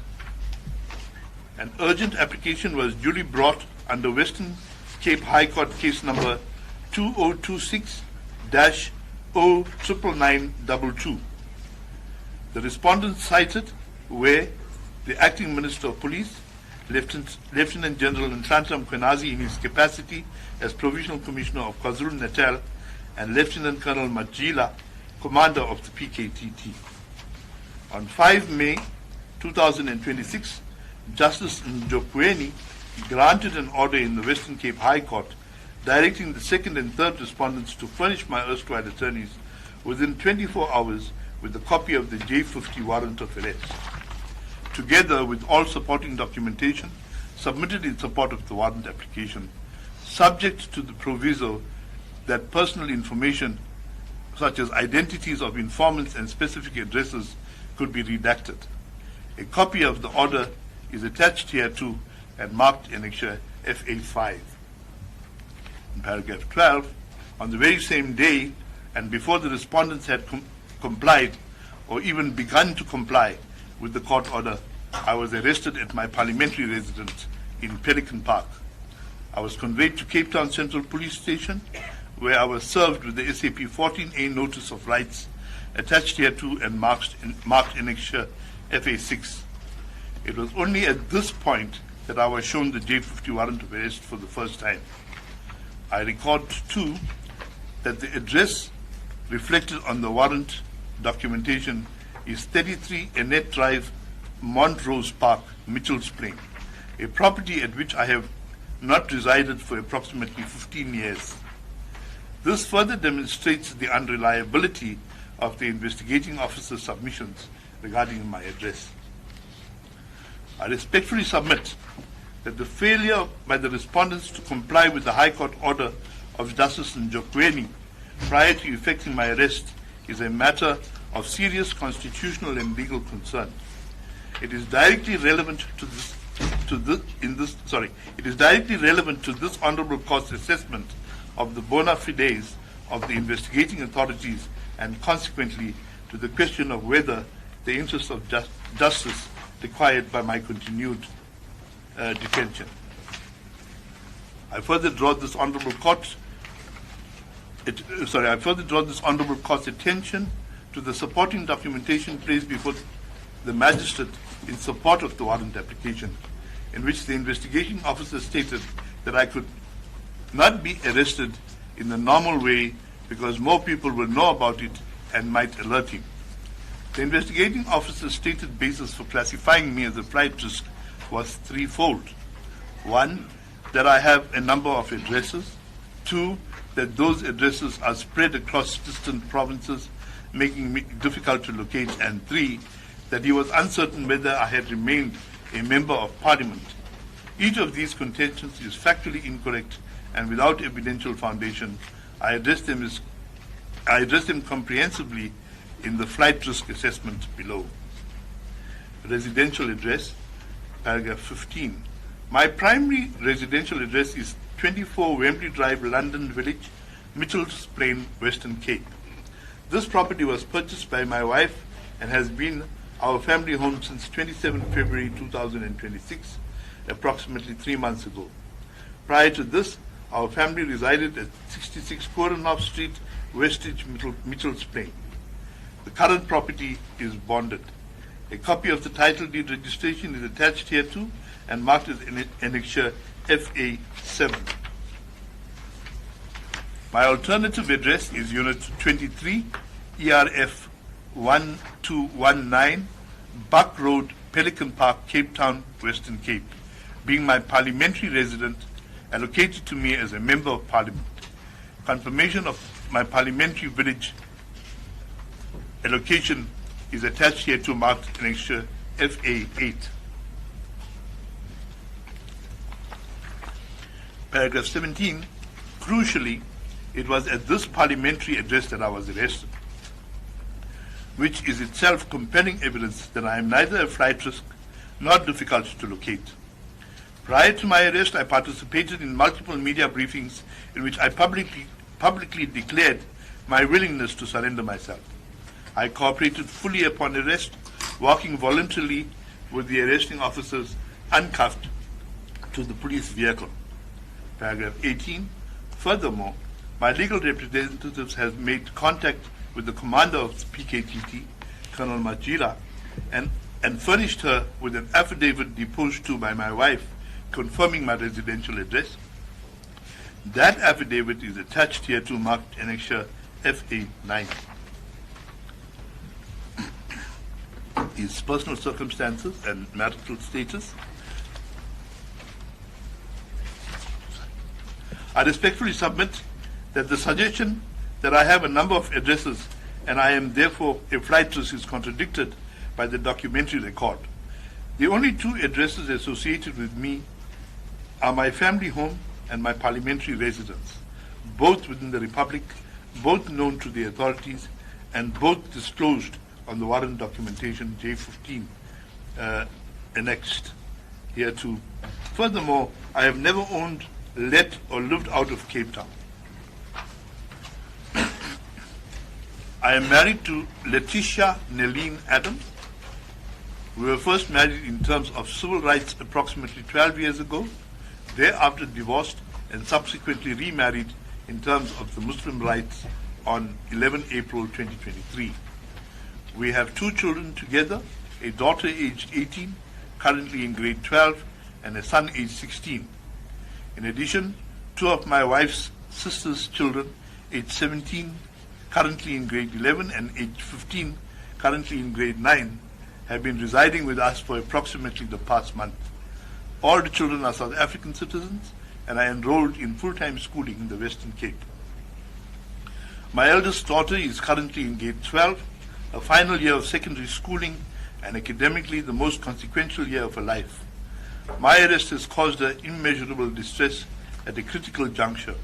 My continued detention will only deepen this harm. I am the primary financial provider for my household. My income funds school fees, medical aid contributions, daily living expenses, and all essential necessities for my family's welfare. My absence has immediate and devastating financial consequences for my wife and children. My mother, Fadiel Adams, is 83 years old. She is financially dependent on me and relies on me to ensure the regular provision of her prescribed medication and the management of her medical and financial affairs. My continued detention has already materially and adversely impacted her mental and physical health. My extended family, including siblings, resides within the Western Cape. I am deeply embedded in my community and serve as a stabilizing and supportive presence therein. There is no credible basis upon which it could be suggested that I would abandon these ties. Employment and political career, paragraph 26. Prior to my involvement in politics, I was engaged in various forms of employment, including working as a tiler and a plumber. About 2018, I became active in political affairs. In 2018, I co-founded the organization known as 𝐼𝐻𝐿𝐼𝐻𝐿𝐼𝐻, an organization established to address inadequate service delivery, the impact of certain economic empowerment policies, and the scourge of crime in the Cape Flats. In 2020, I founded the Cape Coloured Congress and served as its president in the 2021 South African municipal elections. I was duly elected as a councillor to the city of Cape Town. The Cape Coloured Congress has secured representation at the National Assembly, holding 2 seats in Parliament. I am a duly elected member of Parliament and currently serve on the Portfolio Committee on Police Oversight since 2024. In this capacity, I exercise direct oversight of policing matters at the national level.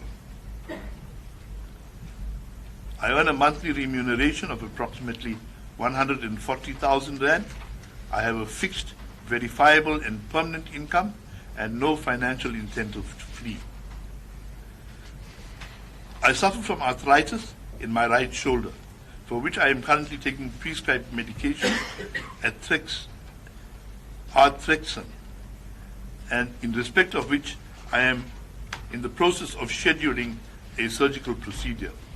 The transport conditions in which I was subjected to during my extradition have exacerbated this condition and may necessitate the expedition of the planned surgery. I am further experiencing severe and ongoing psychological stress, which has materially impacted on my general well-being.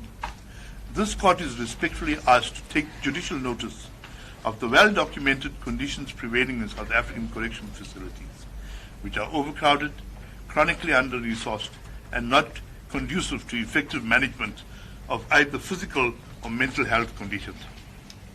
Continued detention would significantly and adversely affect my health and my recovery prospects.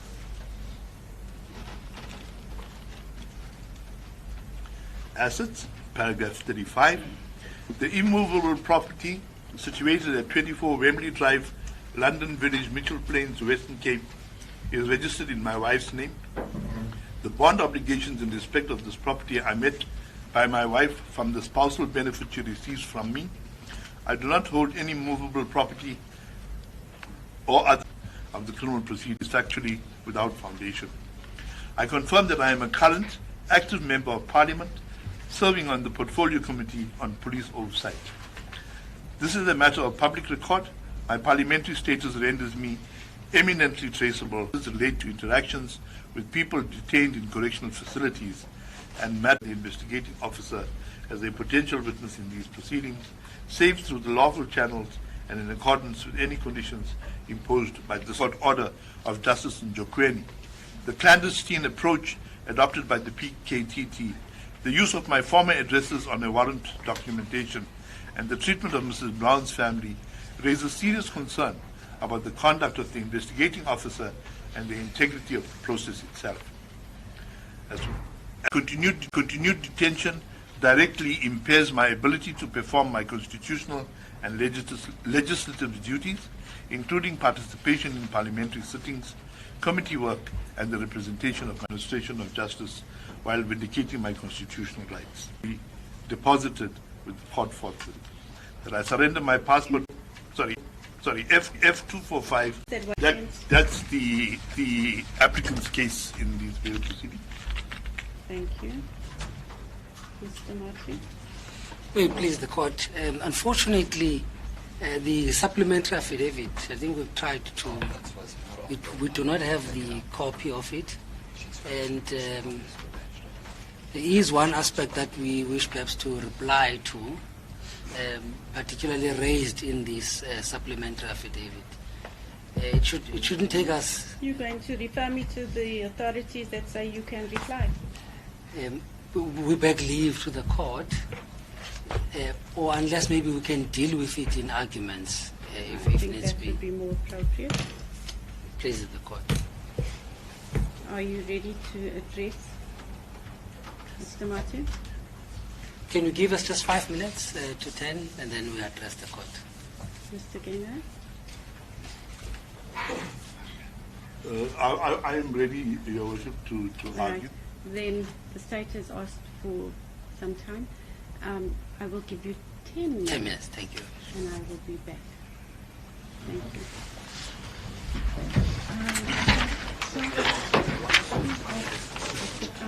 I don't know what Yeah, that's right.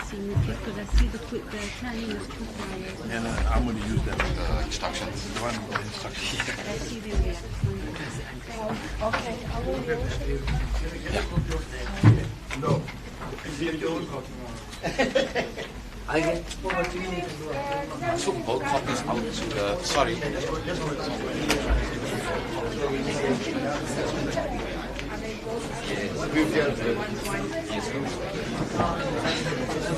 no problem. Thank you.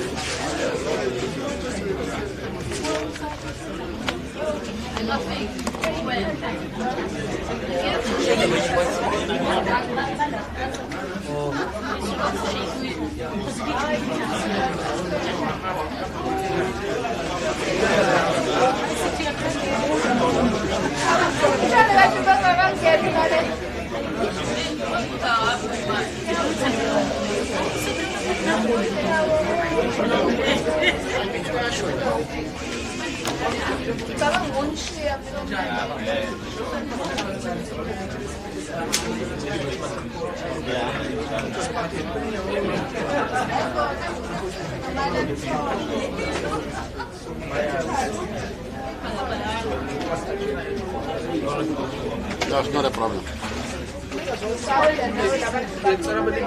It's still.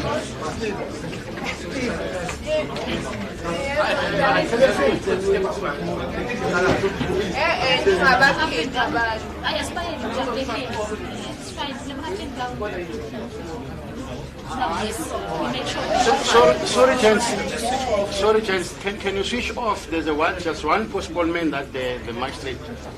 You remember the matter that was stood down? They couldn't do it in another court now. We are going to switch off, postpone the matter and anything. Your Worship, we're all going to earn our salaries today.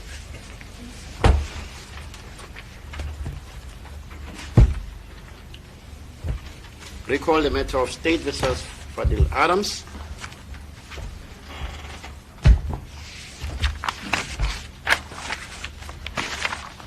We wish to thank the court for the indulgence of the 10 minutes with 3 minds, legal minds, having to discuss how to craft a judgment, or rather an argument can take more than that. However, we try. Your Worship, I just want to start with paragraph 9 of Exhibit D.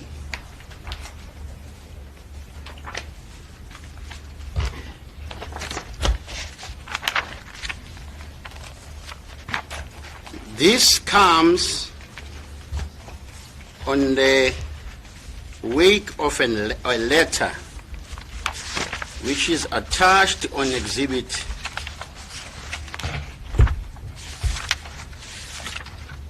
B as SM email 1. If I can go to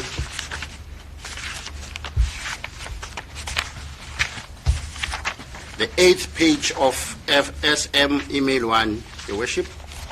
This is a letter that was written by Attorney Shahid Schroeder on the 9th of April 2026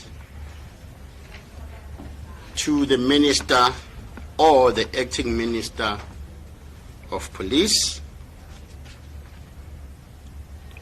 which is referenced on the applicant's affidavit. We need to understand the timelines and in the process try to remove the confusion, self-made confusion by the applicant. An email is sent by Mr. Schroeder in the beginning of April 2026, whereby the applicant is saying, should the PKTT have a J50 on my name, let me know, I'll hand over myself.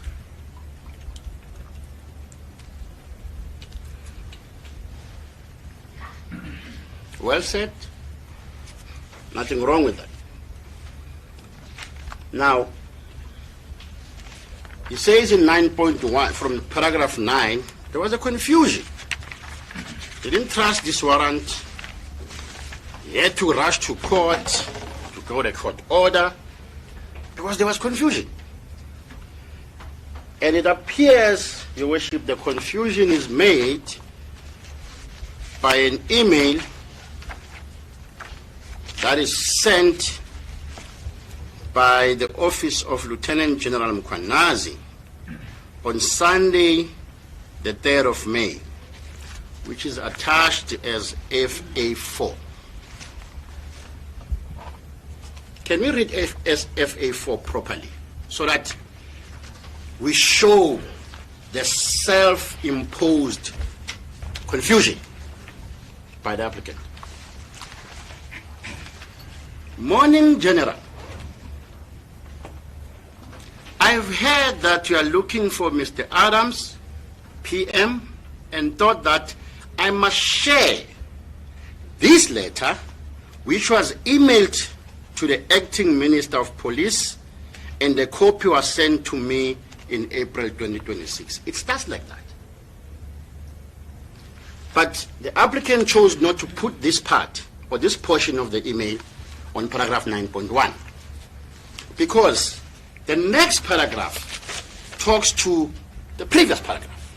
It says, in receiving this email, which email? The email that was sent was where it was copied when it was sent to the Minister of Police. That is the email he's talking to. In receiving this email, I made inquiries. The email would have been sent on the 9th of April 2026. Then he made inquiries. He was copied, as it says, on the first paragraph. Major General, which letter was emailed to acting minister and copy was sent to me in April 2026. The confusion is saying this you received on the 3rd of May. That's not true. When the minister was sent an email by the applicant's attorney, the Lieutenant General Mkhwanazi was copied on it. And upon receiving that email, he made inquiries to the team of the prosecutors about this warrant. And he was informed, properly so, and pretty so that there was no warrant at the time. Because the warrant was only signed on the last day of April 2026. It's attached. Who's confused? Self-made confusion. Let us remove the first paragraph so that the context to the court must not portray the true reflection of what transpired. Therefore, here's paragraph 9 up to paragraph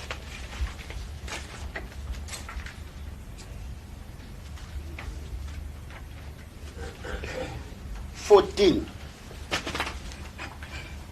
It's a self-made confusion so as to justify his fugitiveness, which I'm going to argue later on. There was no confusion at all. General Mkhwanazi's email is clear. I'm sharing what I was copied on the 9th of April. Therefore, confirming, you can speak to the lawyer because there is this letter. I just wanted to start there, Your Worship.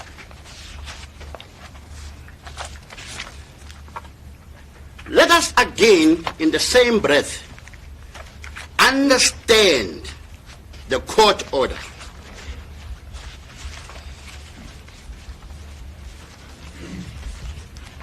Which he says, I had to run to court because there is this confusion. I didn't trust anyone.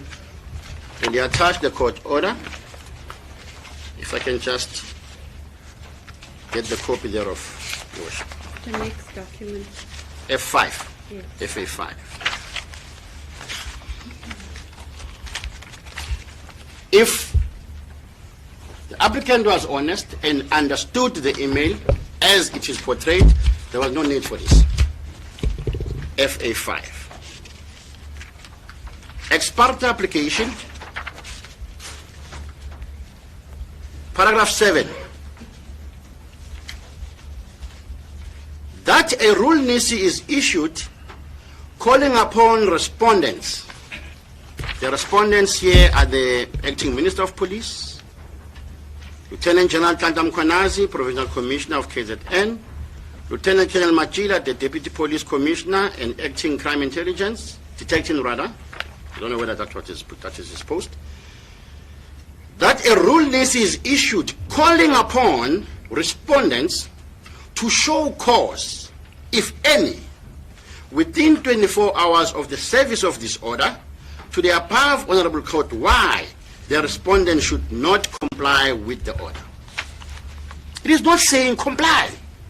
It's saying show a reasonable cause within 24 hours why you should not comply. Now, it's argued that the PKTT did not comply with this order, unconstitutional. All that they needed to do is to go to court and show cause as to why they should not give the J50 to the applicant or his attorneys. Let us understand the perspective of that order. And it does not in any form or manner say, do not arrest this man. It's not saying. I'm looking at it. Do not arrest. No, there's nothing there. Hence, Your Worship, I'm saying there was absolutely no need for this court order. In the contrary, the applicant was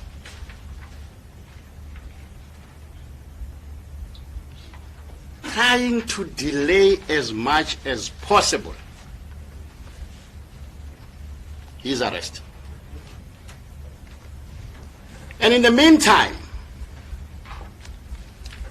calculatively made sure that I always do press conferences in the precinct of Parliament because his labels under the impression PKTT won't touch me there. He said it in the video that we played this morning. That these people are acting unlawfully, they went into the parliamentary precinct and all of that. They were not supposed to be there.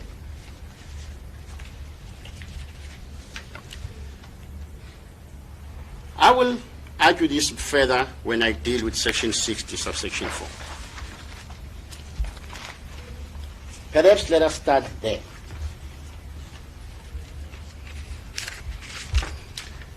I am not member of parliament,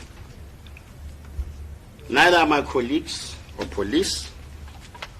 We simply interpret and understand the law as it is indicated. Section 60, subsection 4 of the Criminal Procedure Act 51 of 1977 says,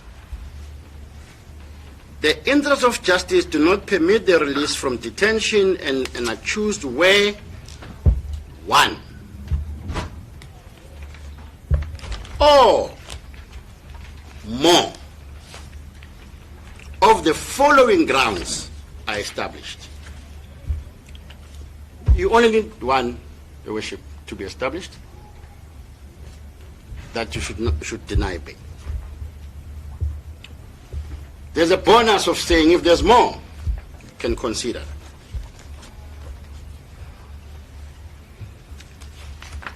It is my request to start with 4B and 4C before I go to A and D. These are the words that I used. It's not my words, the legislature's words. Where there is likelihood that the accused, this is now 4B, Worship, if the accused, if he or she were released on bail, will, can we underline the next word, will attempt to evade his or her trial. Not that he will, if it can be established that he will attempt to evade his or her trial. What do we have here?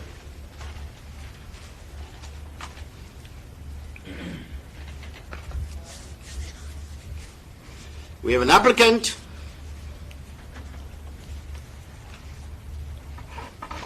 who knew as early as Saturday the 1st of May, the 2nd of May. Oh, by the way, the 1st was Workers' Day. The 2nd of May. Hey, there's a warrant for me.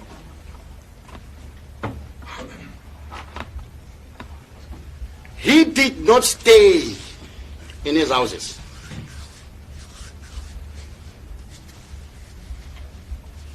Instead, he went and posted video footages for the whole country to know that he can act better than Harrison Ford.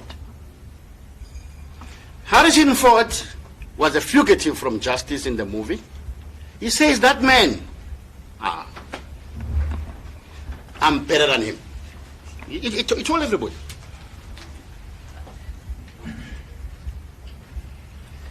Not that he will evade. He will attempt to evade justice. I've already mentioned, Your Worship, that he calculated his moves to be always in the parliamentary precinct. That is where he was arrested. He confirms it. Because he's labeling under the impression that they won't touch me there. Is that not an attempt on its own? That is what the law said must be established. The court order, self-made confusion. He goes on the video footages and say, I'm aware they went to this address, they went to this address, they went to my sister's address. Hey, these people, 150 million budget, they can't find me in Cape Town. He says that. We all listen this morning. And then in his bail application, he brings proof of residence. That does not carry his name.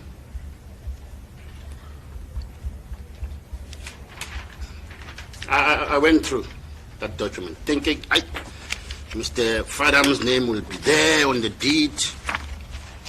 Maybe his initial maybe I was a witness, nothing. It's the name of his wife. The wife, he says to this court, I was married to her for some time and we got divorced. We just remarried. But with that history, trust that her address is mine, even though my name is not there.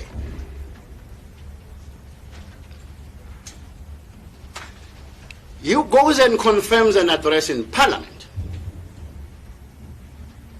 It's not his address, for God's sake.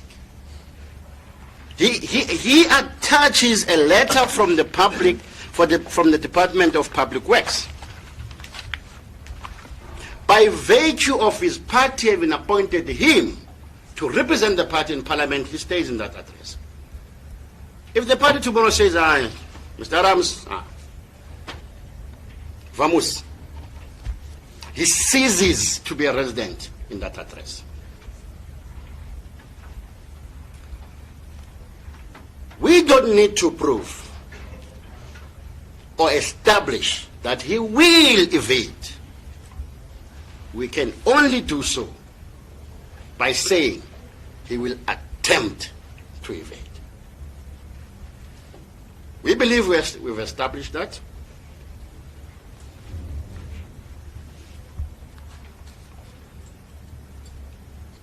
Your Worship was addressed about the conduct of the applicant on his first appearance by Mr. Mata as to why the state's attitude changed. There was a reason why we played all these video clips this morning, so that the court cannot hear it from me or from the state as to how Mr. Adams conducted himself. From the horse's mouth, saying all kind of things. Important for this bail application. On one side, the accused, I'm prepared to hand myself. I even wrote a letter to the acting minister. Now the police say, come.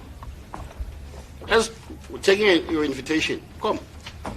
He goes there, he goes there, he goes there. Every time he goes, disappears, comes in, disappears, comes in, holds a media briefing and tell everybody how best he can escape the police. Better than Harrison Ford.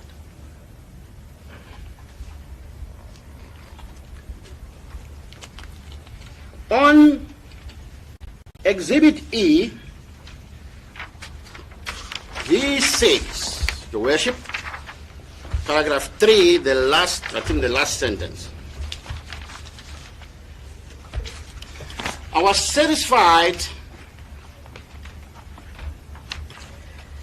I deny refusing to cooperate with Colonel Mashele and admit declining his offer to drive me to the police station. As I was satisfied that there was a warrant and was happy to hand over myself. How was he satisfied? Because the very same PKTT at the gate of the precinct showed Mashele the warrant and he showed it to him. Something that could have been done as early as the 2nd of May. It did not need a court order to execute a warrant. Show it to the one who's going to be arrested. You don't post it to the lawyer first and then it goes to somebody else and then it... No. Show it to the one who's going to be arrested. That's how it's supposed to be effected. He then goes on to say, my surrender can be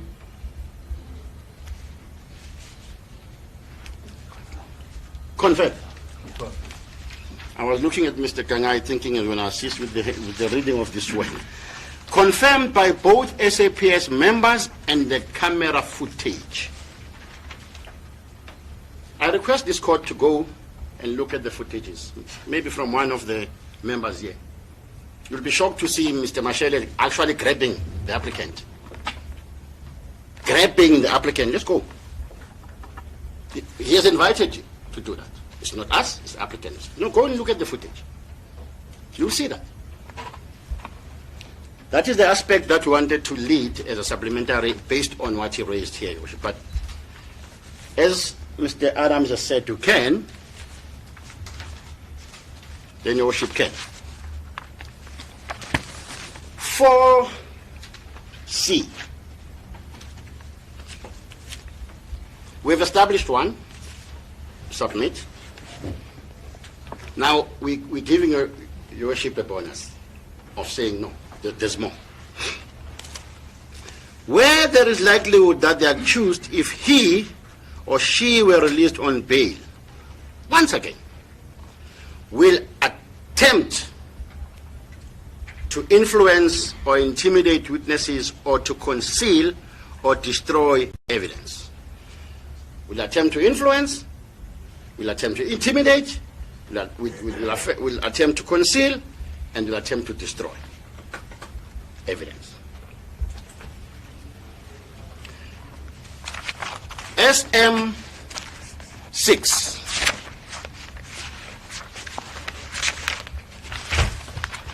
I'm reading from paragraph 2. On Sunday, the 3rd of May, 2026, at about 1500 hours 03, I received a WhatsApp video message from Mr. Fadiel Adams using number blah blah blah. Request that he needs to talk to me very urgently.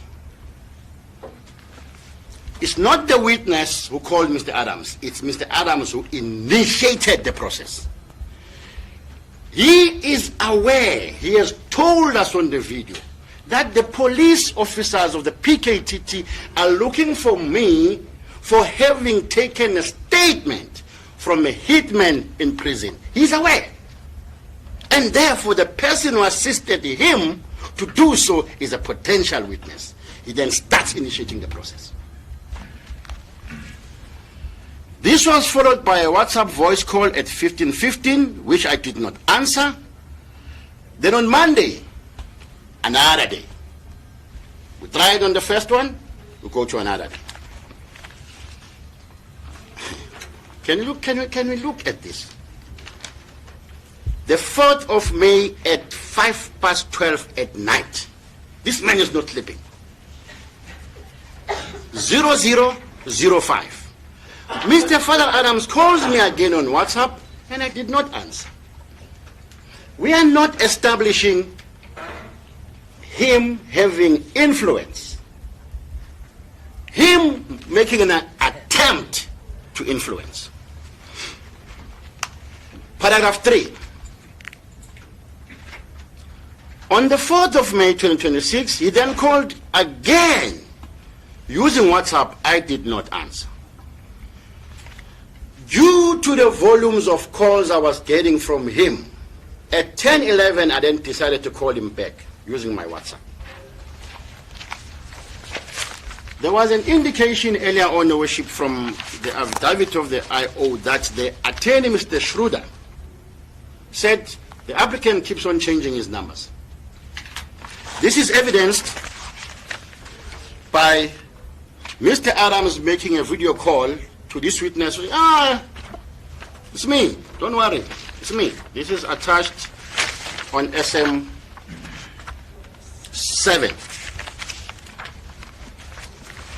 So that he can show faces too. You might not have my number. Don't worry, bro, it's me. There is no at all doubt that he made the call, because it's him on the video to the witness. It's him, whoever touched it.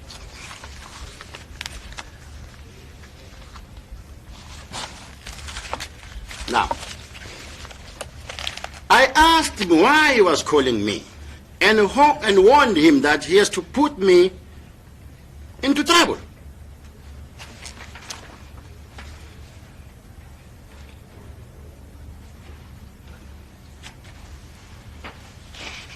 Paragraph 4. There's a warning from this witness. Meneer, stop. Don't call me and put me in the trouble. He calls at 21:08. There was no answer. Followed by another call at 21:18. Again, there was no answer. Insisting and insisting to call. And then at 21:30, he sends a WhatsApp asking me to send him my statement I made to the police to his email address. As I said earlier on, Your Worship, there is no way that he can stand there and say, I didn't know who the witness was. Because he has already told the world and the country, you know these people, why they're looking for me. It's because I went to prison and obtained a statement. We are going to court on Monday. We need this statement on Sunday. I don't know what he intended to do. I was looking at Exhibit D. I do not see him disputing this fact. Safe to say, I didn't know it was a witness. That Your Worship, on the inference, the only irreversible inference you can throw that he knew. That is the second graft.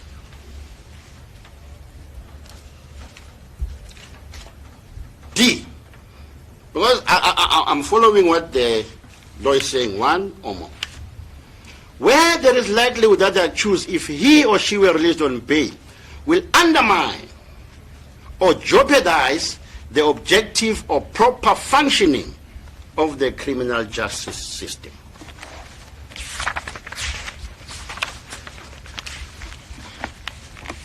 Page 19 of Exhibit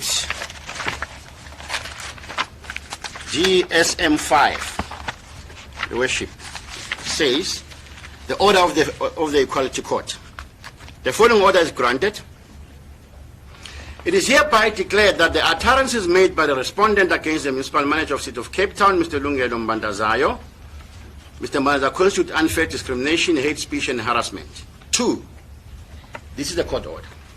The respondent is ordered to remove the social media posts dated 6 February 2023 and 10 March 2023, which contains the prohibited speech by the end of March 2024. Act and do this by the end of March 2024, or rather by the 4th of March 2024. 3. The respondent, Mr. Adams, is ordered to issue an unconditional public apology to Mr. Mbandazayo for the prohibited speech contained in his social media post on the 6th February 2023 and 10 March 2023 by end of 4 March 2024. Second order. 3. The respondent is ordered to enroll for and undertake a program of racial sensitivity training at his own expense by end of 30 May 2024. Importantly, the fourth order, the respondent is ordered to file a report to this court and serve it upon the complainant, evidencing his compliance with paragraph 2, 3, 4 of this order by 31 May 2024.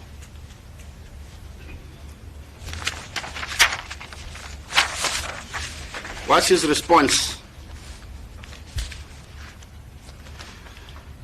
Lock me up. I want to apologize to that puss.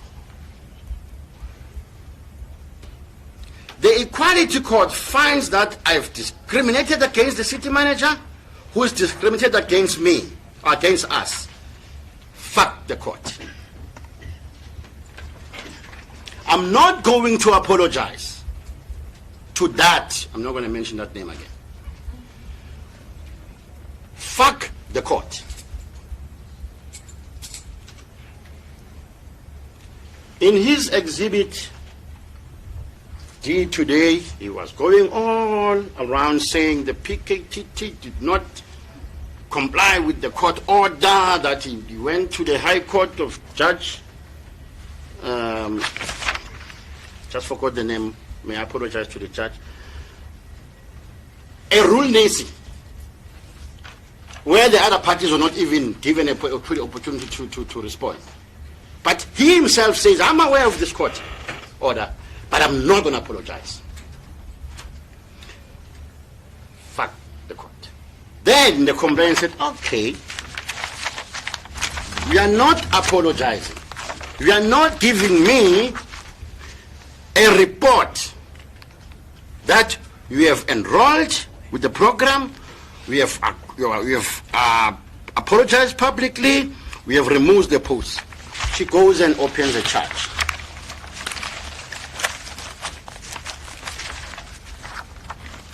As evidenced in our affidavit, he himself says it on this paragraph,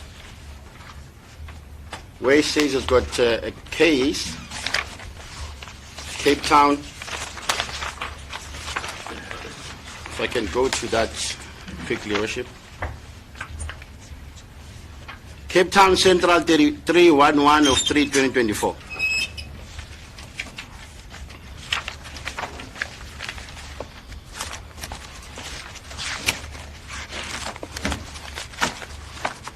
Now,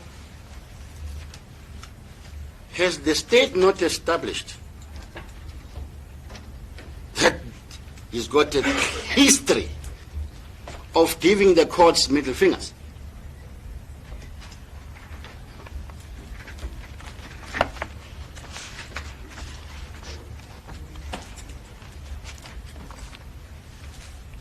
Your Worship,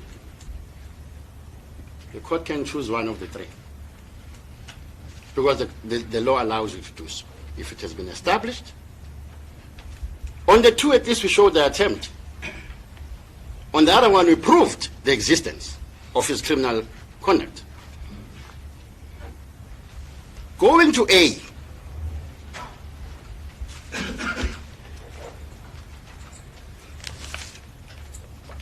where there is likelihood that the accused, if he or she were released on bail, will endanger the safety of the public, any person against whom the offense in question was allegedly committed, or any other person or will commit Schedule 1 offense. The very same submissions I've made feature here. I'm not going to apologize to that. Fuck the court. So, and he's not telling you, Your Worship, on his affidavit as to how that matter was resolved. It's not a question of saying it was simply withdrawn. The NPA had to drag him, speak to this man, try to find some common ground. That is evidenced by what? The video footages. He was addicted, if I can use that word, to media frenzy during this time. Every day he would call a media, come, I want to tell you something. He goes to his TikTok and he want to say, he was just addicted on being heard outside there. And in the process, he's calling people names. The Equality Court said, stop doing it. Enroll to a course to deal with your problem. And he said, no, I'm not going to do it. Self-proclaimed people who are criminals and all. That is a member of parliament.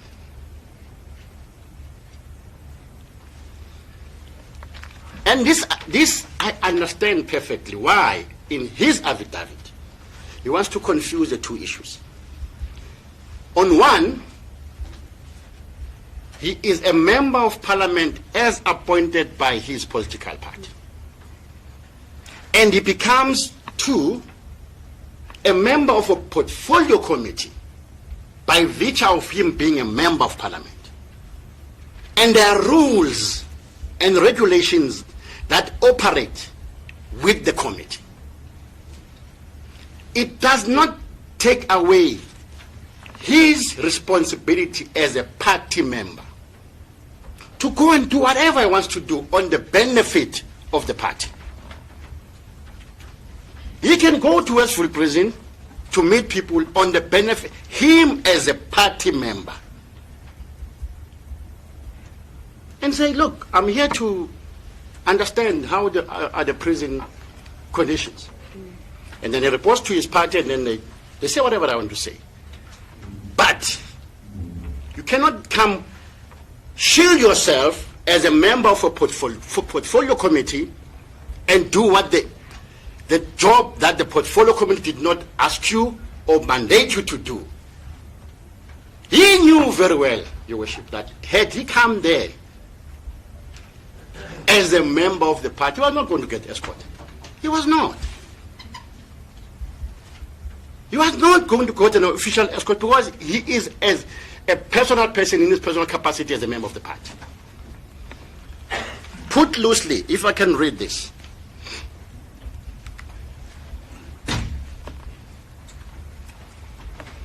We have collected this evidence so as to put the court at ease.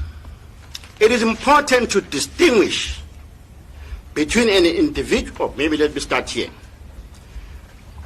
Members of parliament are fully entitled to exercise their constitutional oversight responsibility in terms of the Constitution,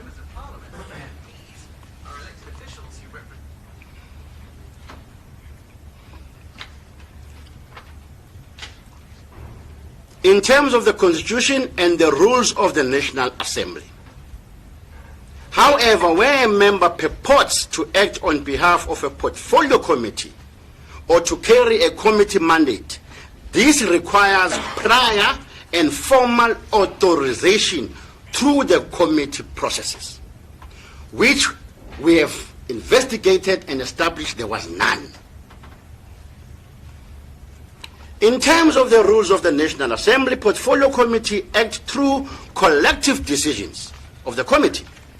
No decision was taken by the portfolio committee on police authorizing the applicant to act an oversight visit on parliamentary engagement at Westfield Prison. None. And he knows it.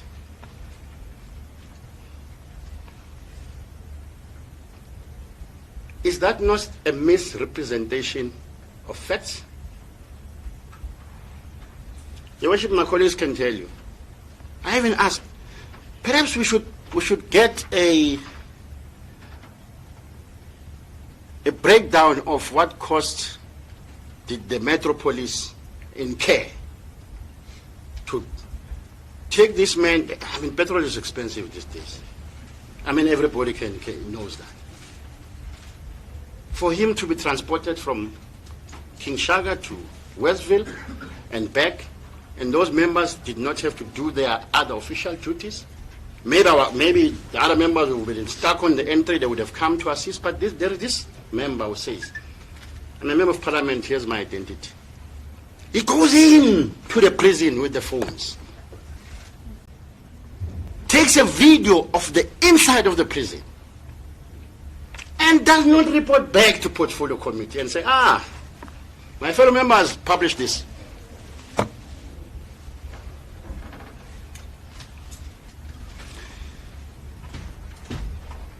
Your Worship, there's a reason why the supplementary affidavit was submitted, which is Exhibit C. This morning, if I can get that Exhibit C.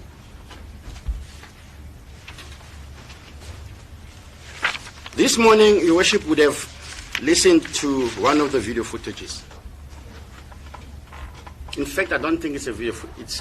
It's him addressing the media. There was a question and with a journalist. Yes. Where he says, the hitman said in that statement that 𝐬𝐮𝐬𝐜𝐫𝐢𝐻𝐿𝐻𝐿𝐻 had a hand in the killing of Makaka. By virtue of 𝐬𝐮𝐬𝐜𝐫𝐢𝐻𝐿𝐻 being in the crime intelligence now. There is nothing on SM7 about 𝐬𝐮𝐬𝐜𝐫𝐢𝐻𝐿𝐻. Nothing. There is nothing on the newspaper article which he arranged that this statement must be published on about 𝐬𝐮𝐬𝐜𝐫𝐢𝐻𝐿𝐻 and the killing of Makaka. This is the same 𝐬𝐮𝐬𝐜𝐫𝐢𝐻𝐿𝐻 who told the family, right from the beginning, I'm the member of this PKTT investigating your matter. Imagine the family reading this and saying, this man lied to us. That is the extent of the distraction or obstructing or defeating the ends of justice. That's the extent. Get your facts correct. Then publish what you know is true.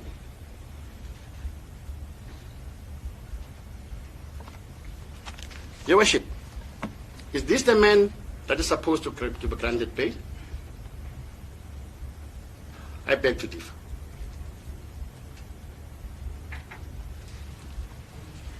One might say, Schedule 1, not serious. Please go deeper. We request, go deeper. You'll see the intention of the applicant.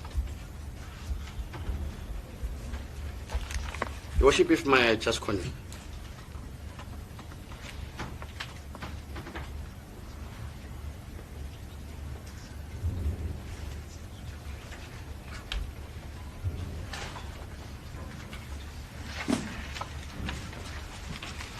Forgot to ask to submit one little thing, Your Worship.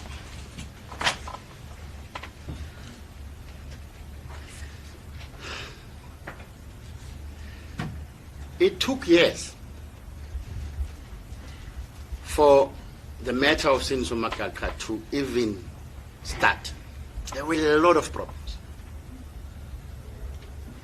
And eventually in 2023 it started, where charges were put to the accused, including Mr. 𝐬𝐮𝐬𝐜𝐫𝐢𝐻𝐿𝐻. And he stood up and said, I'm pleading not guilty. He was legally represented at the time. It was televised nationally. Maybe some of the members who are now televising this were even there in that court, where he said, I'm pleading not guilty. Evidence was laid. In January of 2025, the state was still to lead further evidence. Everybody in the nation knew that man has pleaded not guilty. He goes to prison and obtains this kind of a statement, SM7. And not only obtains it, publicizes it. In the middle of a trial that took years to take shape. There was a judge sitting, listening to the evidence. They are co-accused, Mr. Nengwa is charged with, who also pleaded not guilty, and still waiting for the state to lead further evidence to implicate them in the charges. There's a family of the deceased listening to the evidence. He goes on and publishes this. And says, the hit man told me 1, 2, 3, 4, 5. This man has not been found guilty at the time. It's only later, after this statement was published, that he came in and made 220 admissions and pleaded guilty. But at the time, none. And he calls this man a hitman. Your Worship is sitting as a presiding officer. I need not explain myself or make more submissions as to what effect can that do to a presiding officer. They are co-accused sitting. They are right. And he goes on his video footages and laughs and make a mockery of what he has done. Those will be my submissions. We've established the existence of at least, I was doing with A when I forgot to make, Your Worship, when we look at paragraph 5, subsection 5, in considering 4A, Your Worship can look at 5C. Any resentment the accused is alleged to harbor against a person against whom the offense in question was allegedly committed, or any other person. We play the video. Who has arrested him? The PKTT. I don't have to interpret what he said. In each and every single footage, you can see the resentment that he has against the PKTT. We submit, we have established the existence of the 4 of the 5 grounds. Bail should be refused. Unless there's anything else, Your Worship, those will be my submissions. No, thank you. Thank you.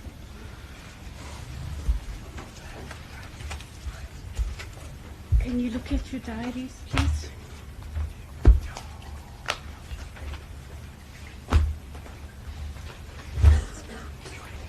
May I approach Mr. Kane? Thank you.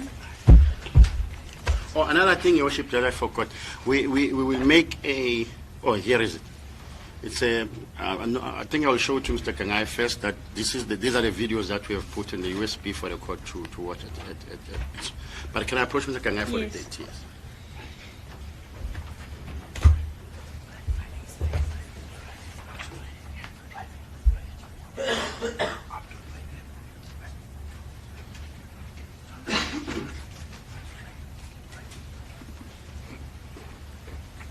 Your Worship, the other 3 accused will have to Friday, but maybe we'll start with them, with the judgment, and then we'll argue after that.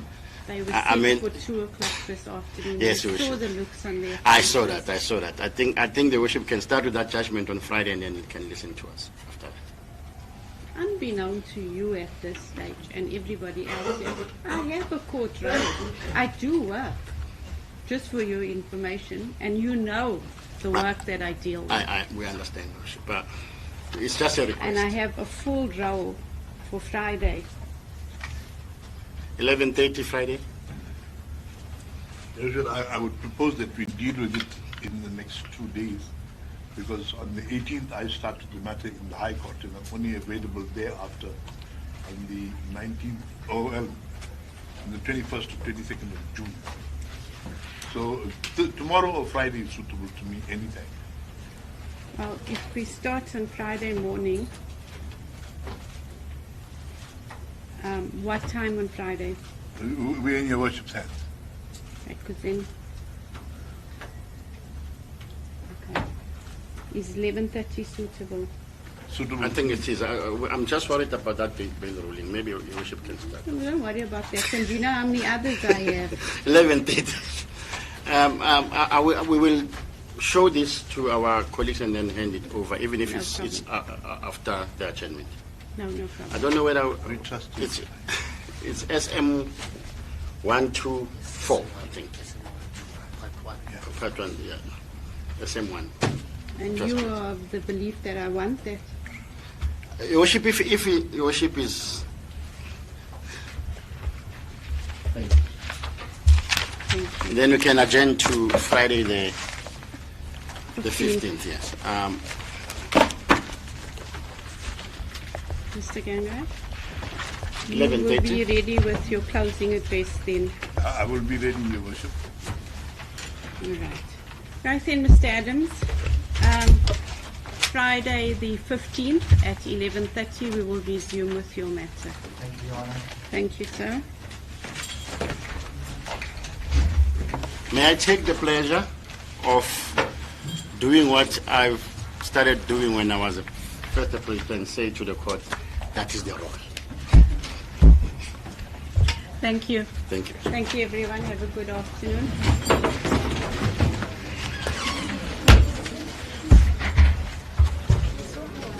Sandile?